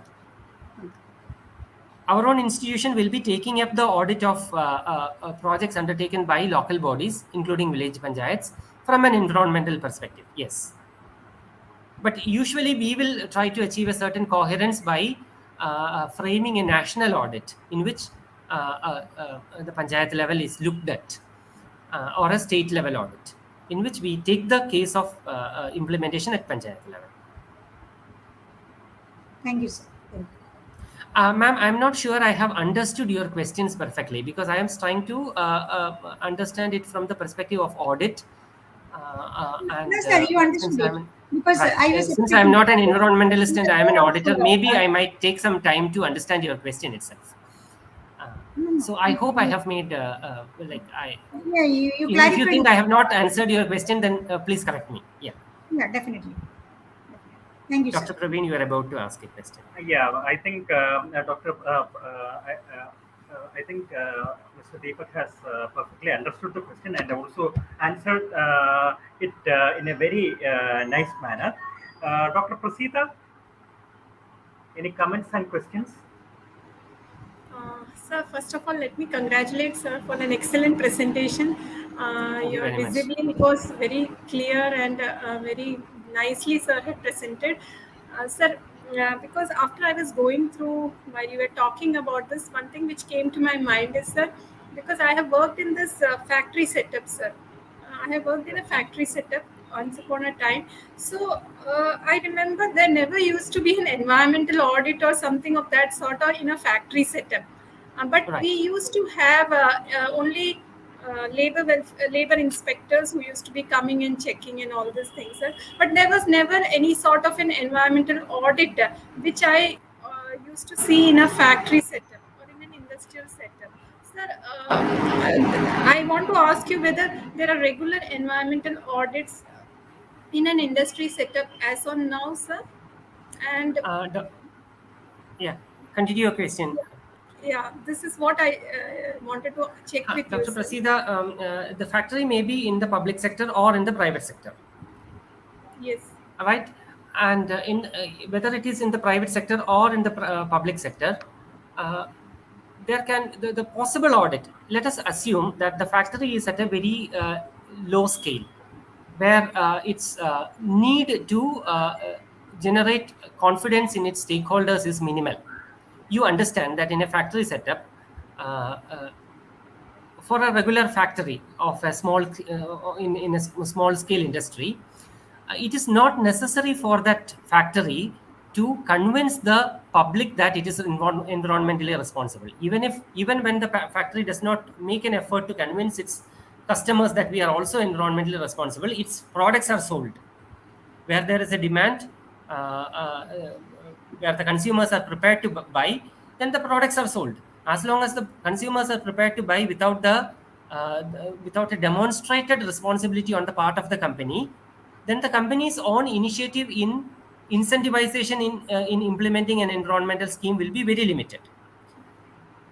Now, the only way in which that company can be audited will be that company is definitely governed by extant laws and regulations, including pollution control board certifications.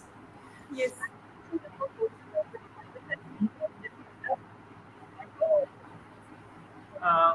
Mr. Deepak, I think some audio problem has crept in. I see. Okay. Yeah. Now you are okay. Right. Now you are audible. Fine. What I was trying to say is, definitely, even when the company has not demonstrated a marked responsibility towards demonstrating its commitments, it will definitely be working under rules and regulations. And one of the agencies that impose these rules and regulations is the Pollution Control Board. And Pollution Control Board is audited by the Supreme Audit Institution of India. And we might be looking at whether the Pollution Control Board is doing its job of seeking certifications from the factories. So the impact on a small scale factory might come only from in a very, very indirect way. Now, what will change the scenario? The scenario will be changed if there is more awareness among the public that they have to look at how responsible their producer is to the environment. When the customers actively seek environmental responsibility from the producers will be incentivized to invest in environmental management systems, and then they will be incentivized to invest in a kind of certification, and with certification will come audit. So things have to start from awareness at the public level, and we as Supreme Audit institutions are doing our bit through our reporting, through our impactful reporting, to raise awareness among the public. Have I addressed your question? Yeah, sir. Thank you so much, sir. Thank you. Thank you, ma'am. Thank you so much. Dr. Sindhu, would you like to come in? Yeah. Hello, sir. Good morning. It was. I must apologize. In between, I had to just stay away for some time due to some unavoidable activity here. But I had been listening to the presentation, and very systematically, a very learned presentation we had the opportunity to hear too, and all the processes that you are explaining. Because what I come to understand from the presentation is that there is a lot of systematized approach to environmental auditing. Though nevertheless the practice is not so much, but it was very enriching for me to listen to your talk, sir, about the various systems in place at both the national and the international level. Uh, I do not know if I'm asking just a question in place, see, for example, recently what we went through was the waste management issue in the city of Cochin. So we all know we're all inhabitants here in Kochi, and we all went through it as a live example. So learning from that, what exactly should be implemented in terms of standardization of practices, something you could comment on, because the little that I've read about, it seems other states have a more organized way of handling waste. So there is no standardization. Is it right to say that because somewhere it has to be standardized across states also, across cities also? Somewhere where we can begin with. True. You are right. Dr. Sindhu, you are perfectly right. From the point of view of audit, the absence of a standardized policy is one of the things that an audit can point out in this. And I do not know, since Brahmapuram is very fresh in our minds, and as you said, I was also in my area also, the smoke in the mornings lasted for more than 2 weeks. So that particular incident is fresh in our minds. But then it should not have been brought to public focus when an accident happened. And the whole process of this is a strongly environmental issue. It is not the implementation of some other program which has an environmental impact. It is an issue of waste disposal, and the availability of coherent policies for waste disposal, solid waste disposal for the government, as well as coherent programs that take into account transparency on the one hand and effectiveness on the other, is a subject matter that as a Supreme Audit institution we need to undertake. So this is a topical matter, and I believe that we will be considering looking at solid waste management in near future. It is not that we have not done solid waste management audits. I am not aware of any solid waste management audits done by the AG of Kerala. Probably it is done, but I belong to the AG of Karnataka, even though I am a Keralite. And I am aware that solid waste management audits are done Accountant Generals of Karnataka, for example, and I am aware of a few other recent. I think Gujarat has recently done a solid waste management audit. So this is an eye opener, and our audit itself needs to be aware of the vicissitudes of what can go wrong in a management, in a solid waste management process. And I am sure audit will inform itself on the details of this case before it will undertake an audit of this subject. Thank you, sir.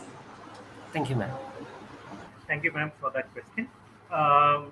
Before we move on to the student segment, Mr. Praveen, do you have any intervention or questions in this regard in this presentation? Just a small, thought. Sir, first of all, I wish to thank you, sir. It was such a scholarly presentation, and all of us have definitely benefited a lot, and you have explained in detail. But there's just one thing which I wanted you to just clarify. In spite of all these frameworks and all, there are like this current Brahmapuram issue in Kerala, or the pollution of rivers, and not just in India, in various other places, countries as well. Why this is happening in the first place at all? Is it because the citizens in general are taking it for granted? Or For example, let us take Brahmapuram itself. Or is it because the implementing agency is not very strong enough to restrict it? Actually, Dr. Praveen, it's a multi-pronged approach, and it is without the involvement of all stakeholders, including audit, the legislature, the executive, the media, the academia, the civil society, and the citizens. All have to be involved, and one of the pertinent aspects of your question is why is our success so low? In spite of all the audit, why are we still failing? Why are we not reaching sustainable levels in anything? One of the aspects is what I was mentioning in answer to Dr. Jaljakumari's question. This conflict between the paradigm of development on the one hand, which everybody wants, and the common public. You were saying that the public is not bothered. The public is bothered. What is the public bothered with? The public is bothered with consumption. The public is bothered with the parity of consumption with his peers. So, do I not want to buy a car? Yes, I want to buy a car. And me and my wife are both employed. So, do I not want another car for my wife so that I can go to my office in my car and she can go to her office in her car? Yes. We both have a house somewhere in the suburbs. But don't we also need a flat in Cochin? Yes. So we need multiple houses, we need multiple cars, and all these will cause, multiple houses in apartment buildings all concentrated in an urban setting will deplete the underground water levels. It will cause the accumulation of solid waste in one place. Solid waste itself is not a problem. Accumulation of solid waste in one place is the problem. Then you exceed the carrying capacity of of that area, the nature and the earth, only by accumulating everything in one area, and that is a question of urbanization. So Brahmapuram boils down to an issue of urbanization. Now, where will we start addressing this problem? Will we start addressing it at the level of one failure of solid waste management issue, or will we address it at the government level of one government failing in some of its processes, or will we address it at the level of this drive for urbanization and everybody wanting to have multiple cars and multiple houses and wanting to consume imported goods and wanting to the society has to change. The auditors have to find better ways of auditing, educate themselves of better ways of auditing. The governments have to change, and all changes will start from the society itself. As long as the society is happy, I don't think that will it will be a driving force in a change of policy for the government. So what can an auditor do? Auditor can inform the government. Auditor can also try to inform the public, and the public can become aware, and then that in turn will have a cascading effect on the policy effect. It is a complicated question, Dr. Praveen, and I am well aware that I did not answer your question in its full comprehensive nature. No, sir, but the final point it's a complicated question. But it is a complicated question, and I wonder if it has an easy answer at all. So, of course, you have answered it, sir. It's definitely Right. satisfactory. Thank you, Thank you, Dr. Thank you, Praveen, for that question, and thank you, Mr. Deepak, for giving a very comprehensive response to that. Now, before moving on to the students, let me ask you one simple. I don't know whether it is a simple question or a complex question, but from my end, what I have seen is that environmental issues are becoming more and more complex by the day, and from a supreme auditor perspective, do we actually have a system of preventive auditing in place? Exactly. Very good question. Very good question. I was mentioning somewhere in my presentation that when we choose an audit topic, we look at topicality, we look at what is currently in the minds of people.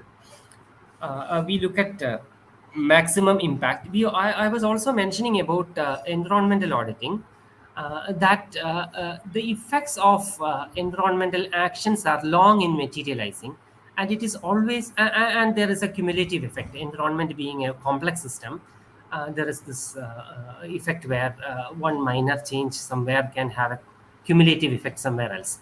So it is very difficult. It is becoming more and more complex, as you very rightly mentioned, because of the inherent complexity of the subject itself. Because of the difficulty in predicting the impact, because it is what is known as a complex system. Now, do we have a preventive audit? I believe, though we don't term it a preventive audit, I believe that our choice of topics should be informed by this concern for what is possible in future and what steps we need to take in now. So I do not know whether we do choose our topics in as better a way, as we try to employ our resources in as good a way as is possible.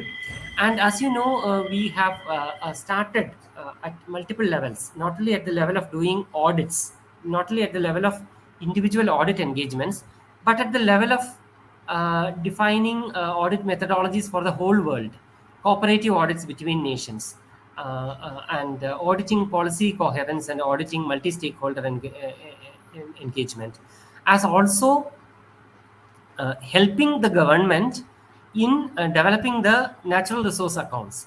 So through all these strategies, I believe that we might be in course of time in a better position to sound the alert in time before disasters strike. So what you said, the answer is yes and no. And where it is a no, I think the audit profession itself needs to be more careful and improve itself. And where is it? Yes, we have had our impact. For example, let me take one example. I was mentioning as an example one of the audits undertaken in the coastal zone of Tamil Nadu. You might be aware that the south of Tamil Nadu is the natural habitat for dugongs, the sea cows. And there was no conservation measures in place for dugongs. But after this audit report was published, the government of Tamil Nadu has undertaken a series of efforts to protect the coral reefs in the area, as also declared a natural reserve for the sea cows in that area, the Gulf of Mannar area. So audit is generating its impact, but then audit resources are limited, and the impact of audit itself is like we make 10 recommendations. How many will be fully implemented is a question. Full implementation of our questions need the active support of the public as well. So yes, we are doing our bit, and I accept that there is still a great deal to be done. Thank you. That was Thank a you. very nice response. Thank you, And sir. now we will go on to the student segment, because we have questions from national as well as international students.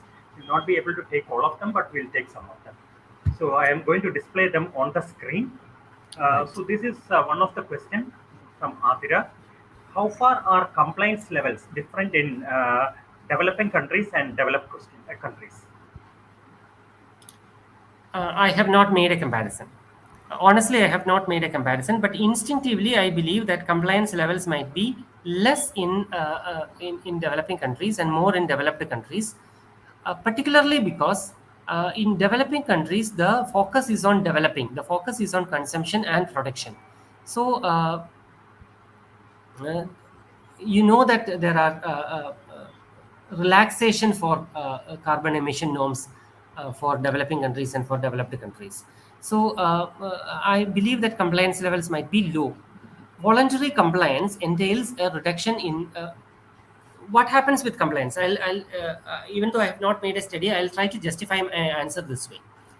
How can there is a cost associated with compliance. Now, this cost is the kind of money that could have gone into production itself. So the money that could have gone into greater production is now going into ensuring compliance. And this cost that goes into compliance is reflecting in the cost of the product itself.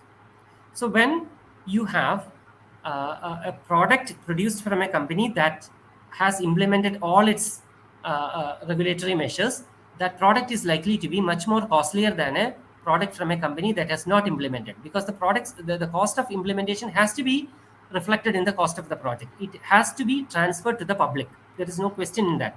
The government need not take it. The public has to take it. So when it is a developing country, the purchasing power of the citizens might be low. So when the citizens are offered two products at a higher cost and at a lower cost, the citizens might go for the low cost product, irrespective of the fact that the low cost is because some regulatory compliances are not followed. So it is quite possible that compliance levels are low in developing countries, and they are much more higher in more affluent, let us say, more affluent countries. Thank you. I'm sure Adria has got her response. Then Ashar is asking the question, how to start and make a career in environmental auditing? Actually, I'm not qualified to answer this question, because I am not an environmental auditor. I am a general public sector auditor who is trained and who is occasionally called upon to do environmental audits in the public sector. So to become a part of the public sector audit community, you have to get into the Supreme Audit Institution of India. You can get into the Supreme Audit Institution of India through the public recruitment process of the UPSC and the Staff Selection Commission. Yes. So that is about the public sector audit profession. Private sector audit profession, you have to be an auditor, or you can be an environmental professional focusing in consultancy. And as a consultancy, you can offer. So if you undertake a course, like the course in IGNOU that you are now undertaking, if you offer a postgraduate and a PhD program in environmental science, and then set up a consultancy organization for environmental compliance. One of your services can be the service of environmental auditing, that is in the private sector, and that kind of environmental auditing will be based on some kind of standards like ISO 14000 series and EMA scheme or some other scheme. So that is one of the ways in which you can be a public sector auditor, an environmental auditor in the private sector. You can also seek employment in one of these consultancy firms that offer environmental consultation. So I think he's an international student who has asked this question. Internationally, yes, you can set up your own practice in environmental consultation, and then you can offer audit services as part of your consultation. Thank you. There is another question. Is there a scope for public consultation under environmental audit system? I confess I have not understood this question well. Is there scope for public consultation under environmental audit by system? I believe the question means whether auditors consult the public when they try to audit. Yes. As far as practical, yes. You should understand that the supreme audit institutions all over the world are now realizing the need for stakeholder engagement in the audit profession itself. So, before planning a project, we do a consultative process. Within our audit also, we do surveys. We design questionnaires and we do surveys among the public.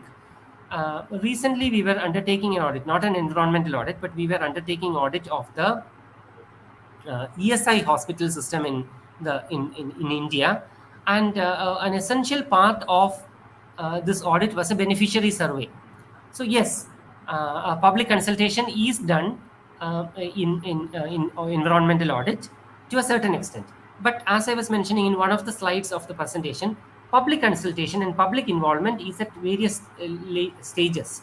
You can inform the public, you can just ask the public for information, you can seek their feedback, or you can seek their active participation and collaboration in your activities. Probably Supreme Audit institutions are at the initial few stages of this engagement, but we are developing guidelines for better stakeholder engagement, and we are progressing in this path. We are also realizing that there is a great deal of inputs to be gathered from consultation with the public. So we are progressing in that line. Yes. Then there's another question. Do power positions of countries affect the performance of, I think it is about international auditors? Power positions of countries affect performance of auditors. It is a political question. I will try to give an answer in as neutral a way as possible. I was mentioning that public sector audit in a country is done by the Supreme Audit Institution, and the Supreme Audit Institution is created by that country. Now, creation of a Supreme Audit Institution, vesting it with powers and vesting it with independence in terms of, say, appointment of the head of the institution, giving enough manpower to the institution, providing it with autonomy for use of its budget, providing it with autonomy to select its own topic of audit, providing it autonomy to publish its results. You understand that independence, mandate, and autonomy operate at multiple levels. It starts with appointing the head of the institution. It starts with financial matters, budgeting, manpower, selection of topics, reporting. All these have to be enshrined in the constitution and other laws and regulations. Now, various countries have various levels of independence granted to their Supreme Audit institutions. And I do not know whether it has anything to do with the power level of a country, but the level of independence varies from country to country.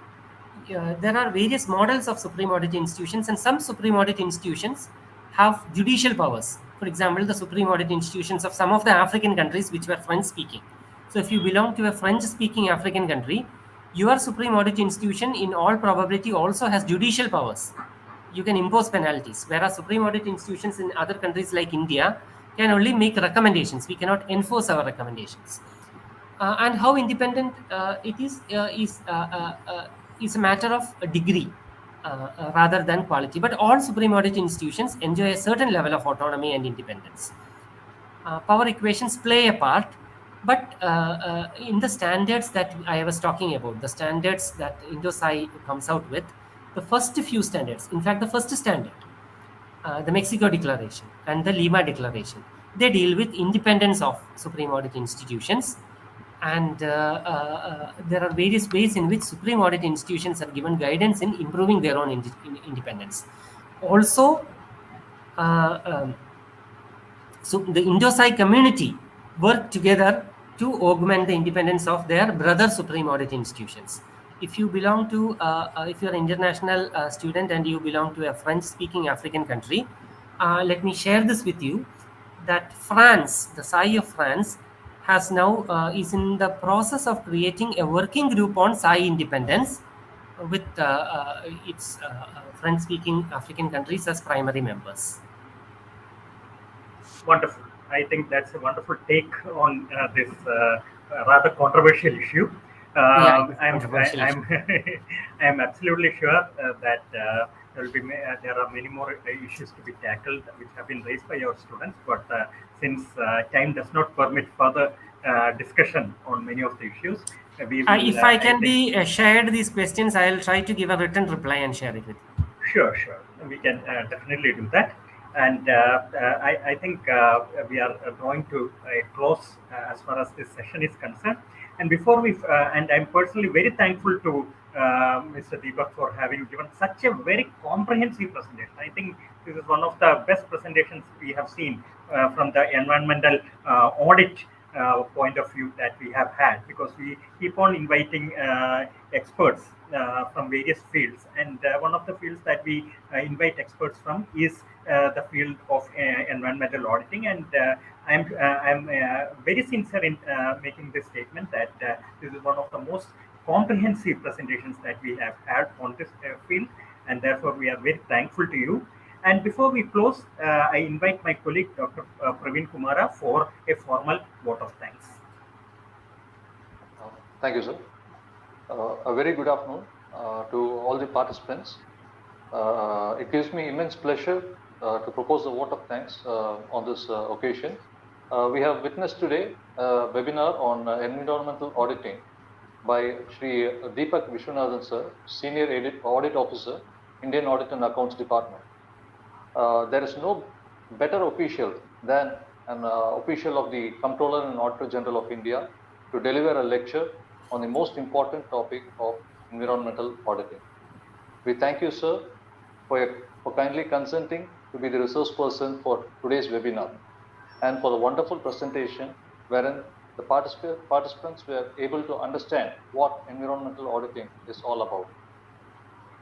Deepak sir has comprehensively covered the topic of environmental auditing, which included compliance auditing and also environmental management system, the process of environmental auditing, and also international standards, auditing in public sector, SAI, Indosai, the various types of audit, and also has given a lot of illustrations like Project Tiger, coastal regulations, and the use of technology in which the audit implements to find out the diversions in places like Tamil Nadu, Orissa, and also abroad. I thank you once again, sir. It was really a refreshing webinar we had in a long time. Thank you. Thank you very much. Please, sir, please. No, I thought you were about to close, and then I do not want you to close before giving me an opportunity to thank you all. Thank you, Dr. Rajesh, and thank you for the whole team for giving me this opportunity. I was mentioning, and let me reiterate again, that it is an honor.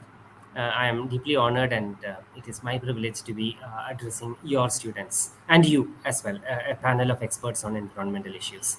I personally know that Dr. Rajesh is an economist, and when I was talking about the economic aspects of environment, I restrained myself because I am talking to an expert and I cannot be, I cannot take liberties in talking about that. But thank you very much. Yeah, continue, Dr. So, and one more thing is that this webinar was sort of like we were sitting in a audit department's RTA hall where this environmental auditing takes place, and this brings back memories of previous years where I have attended such a meeting when I was in the department. So really, it was a pleasure to have you here. Thank you. Thank you very much. Thank you to all of you. Thank you, Dr. Rajesh, for inviting me. Thank you for organizing this course. And I hope the students have gained something, a certain, at least, beginner's understanding of the multiple aspects of environmental auditing. I'll be happy to take your questions, even the questions that you have posed now. If you communicate your questions to the coordinators of this course, then I'll be happy at any time to provide written answers. And those written answers will be given not off the cuff, but after better referencing. So I can give you better answers in.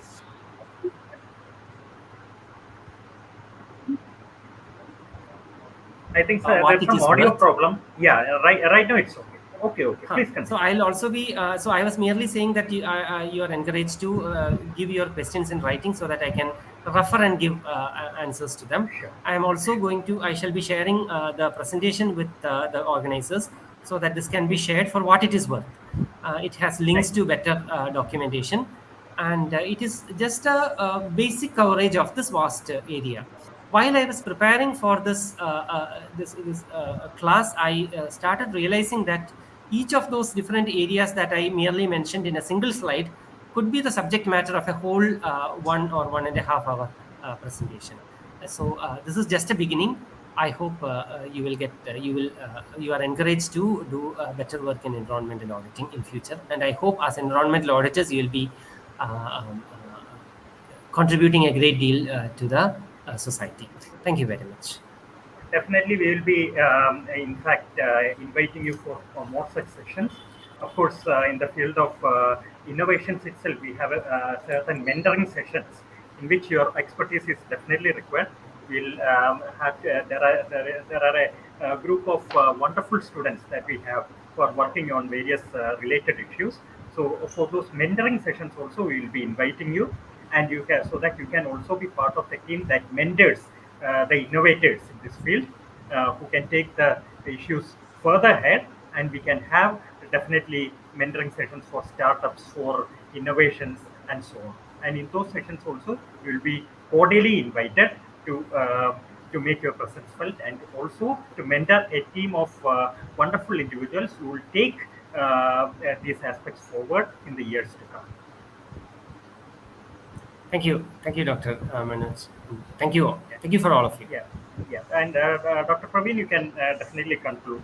Yes, I thank our Senior Regional Director, Dr. Rajesh sir, who's the force behind organizing not just this webinar, but a series of webinars which are definitely useful to the students in the first place, and also keeps we staffs updated about the latest happenings and regulations and policies.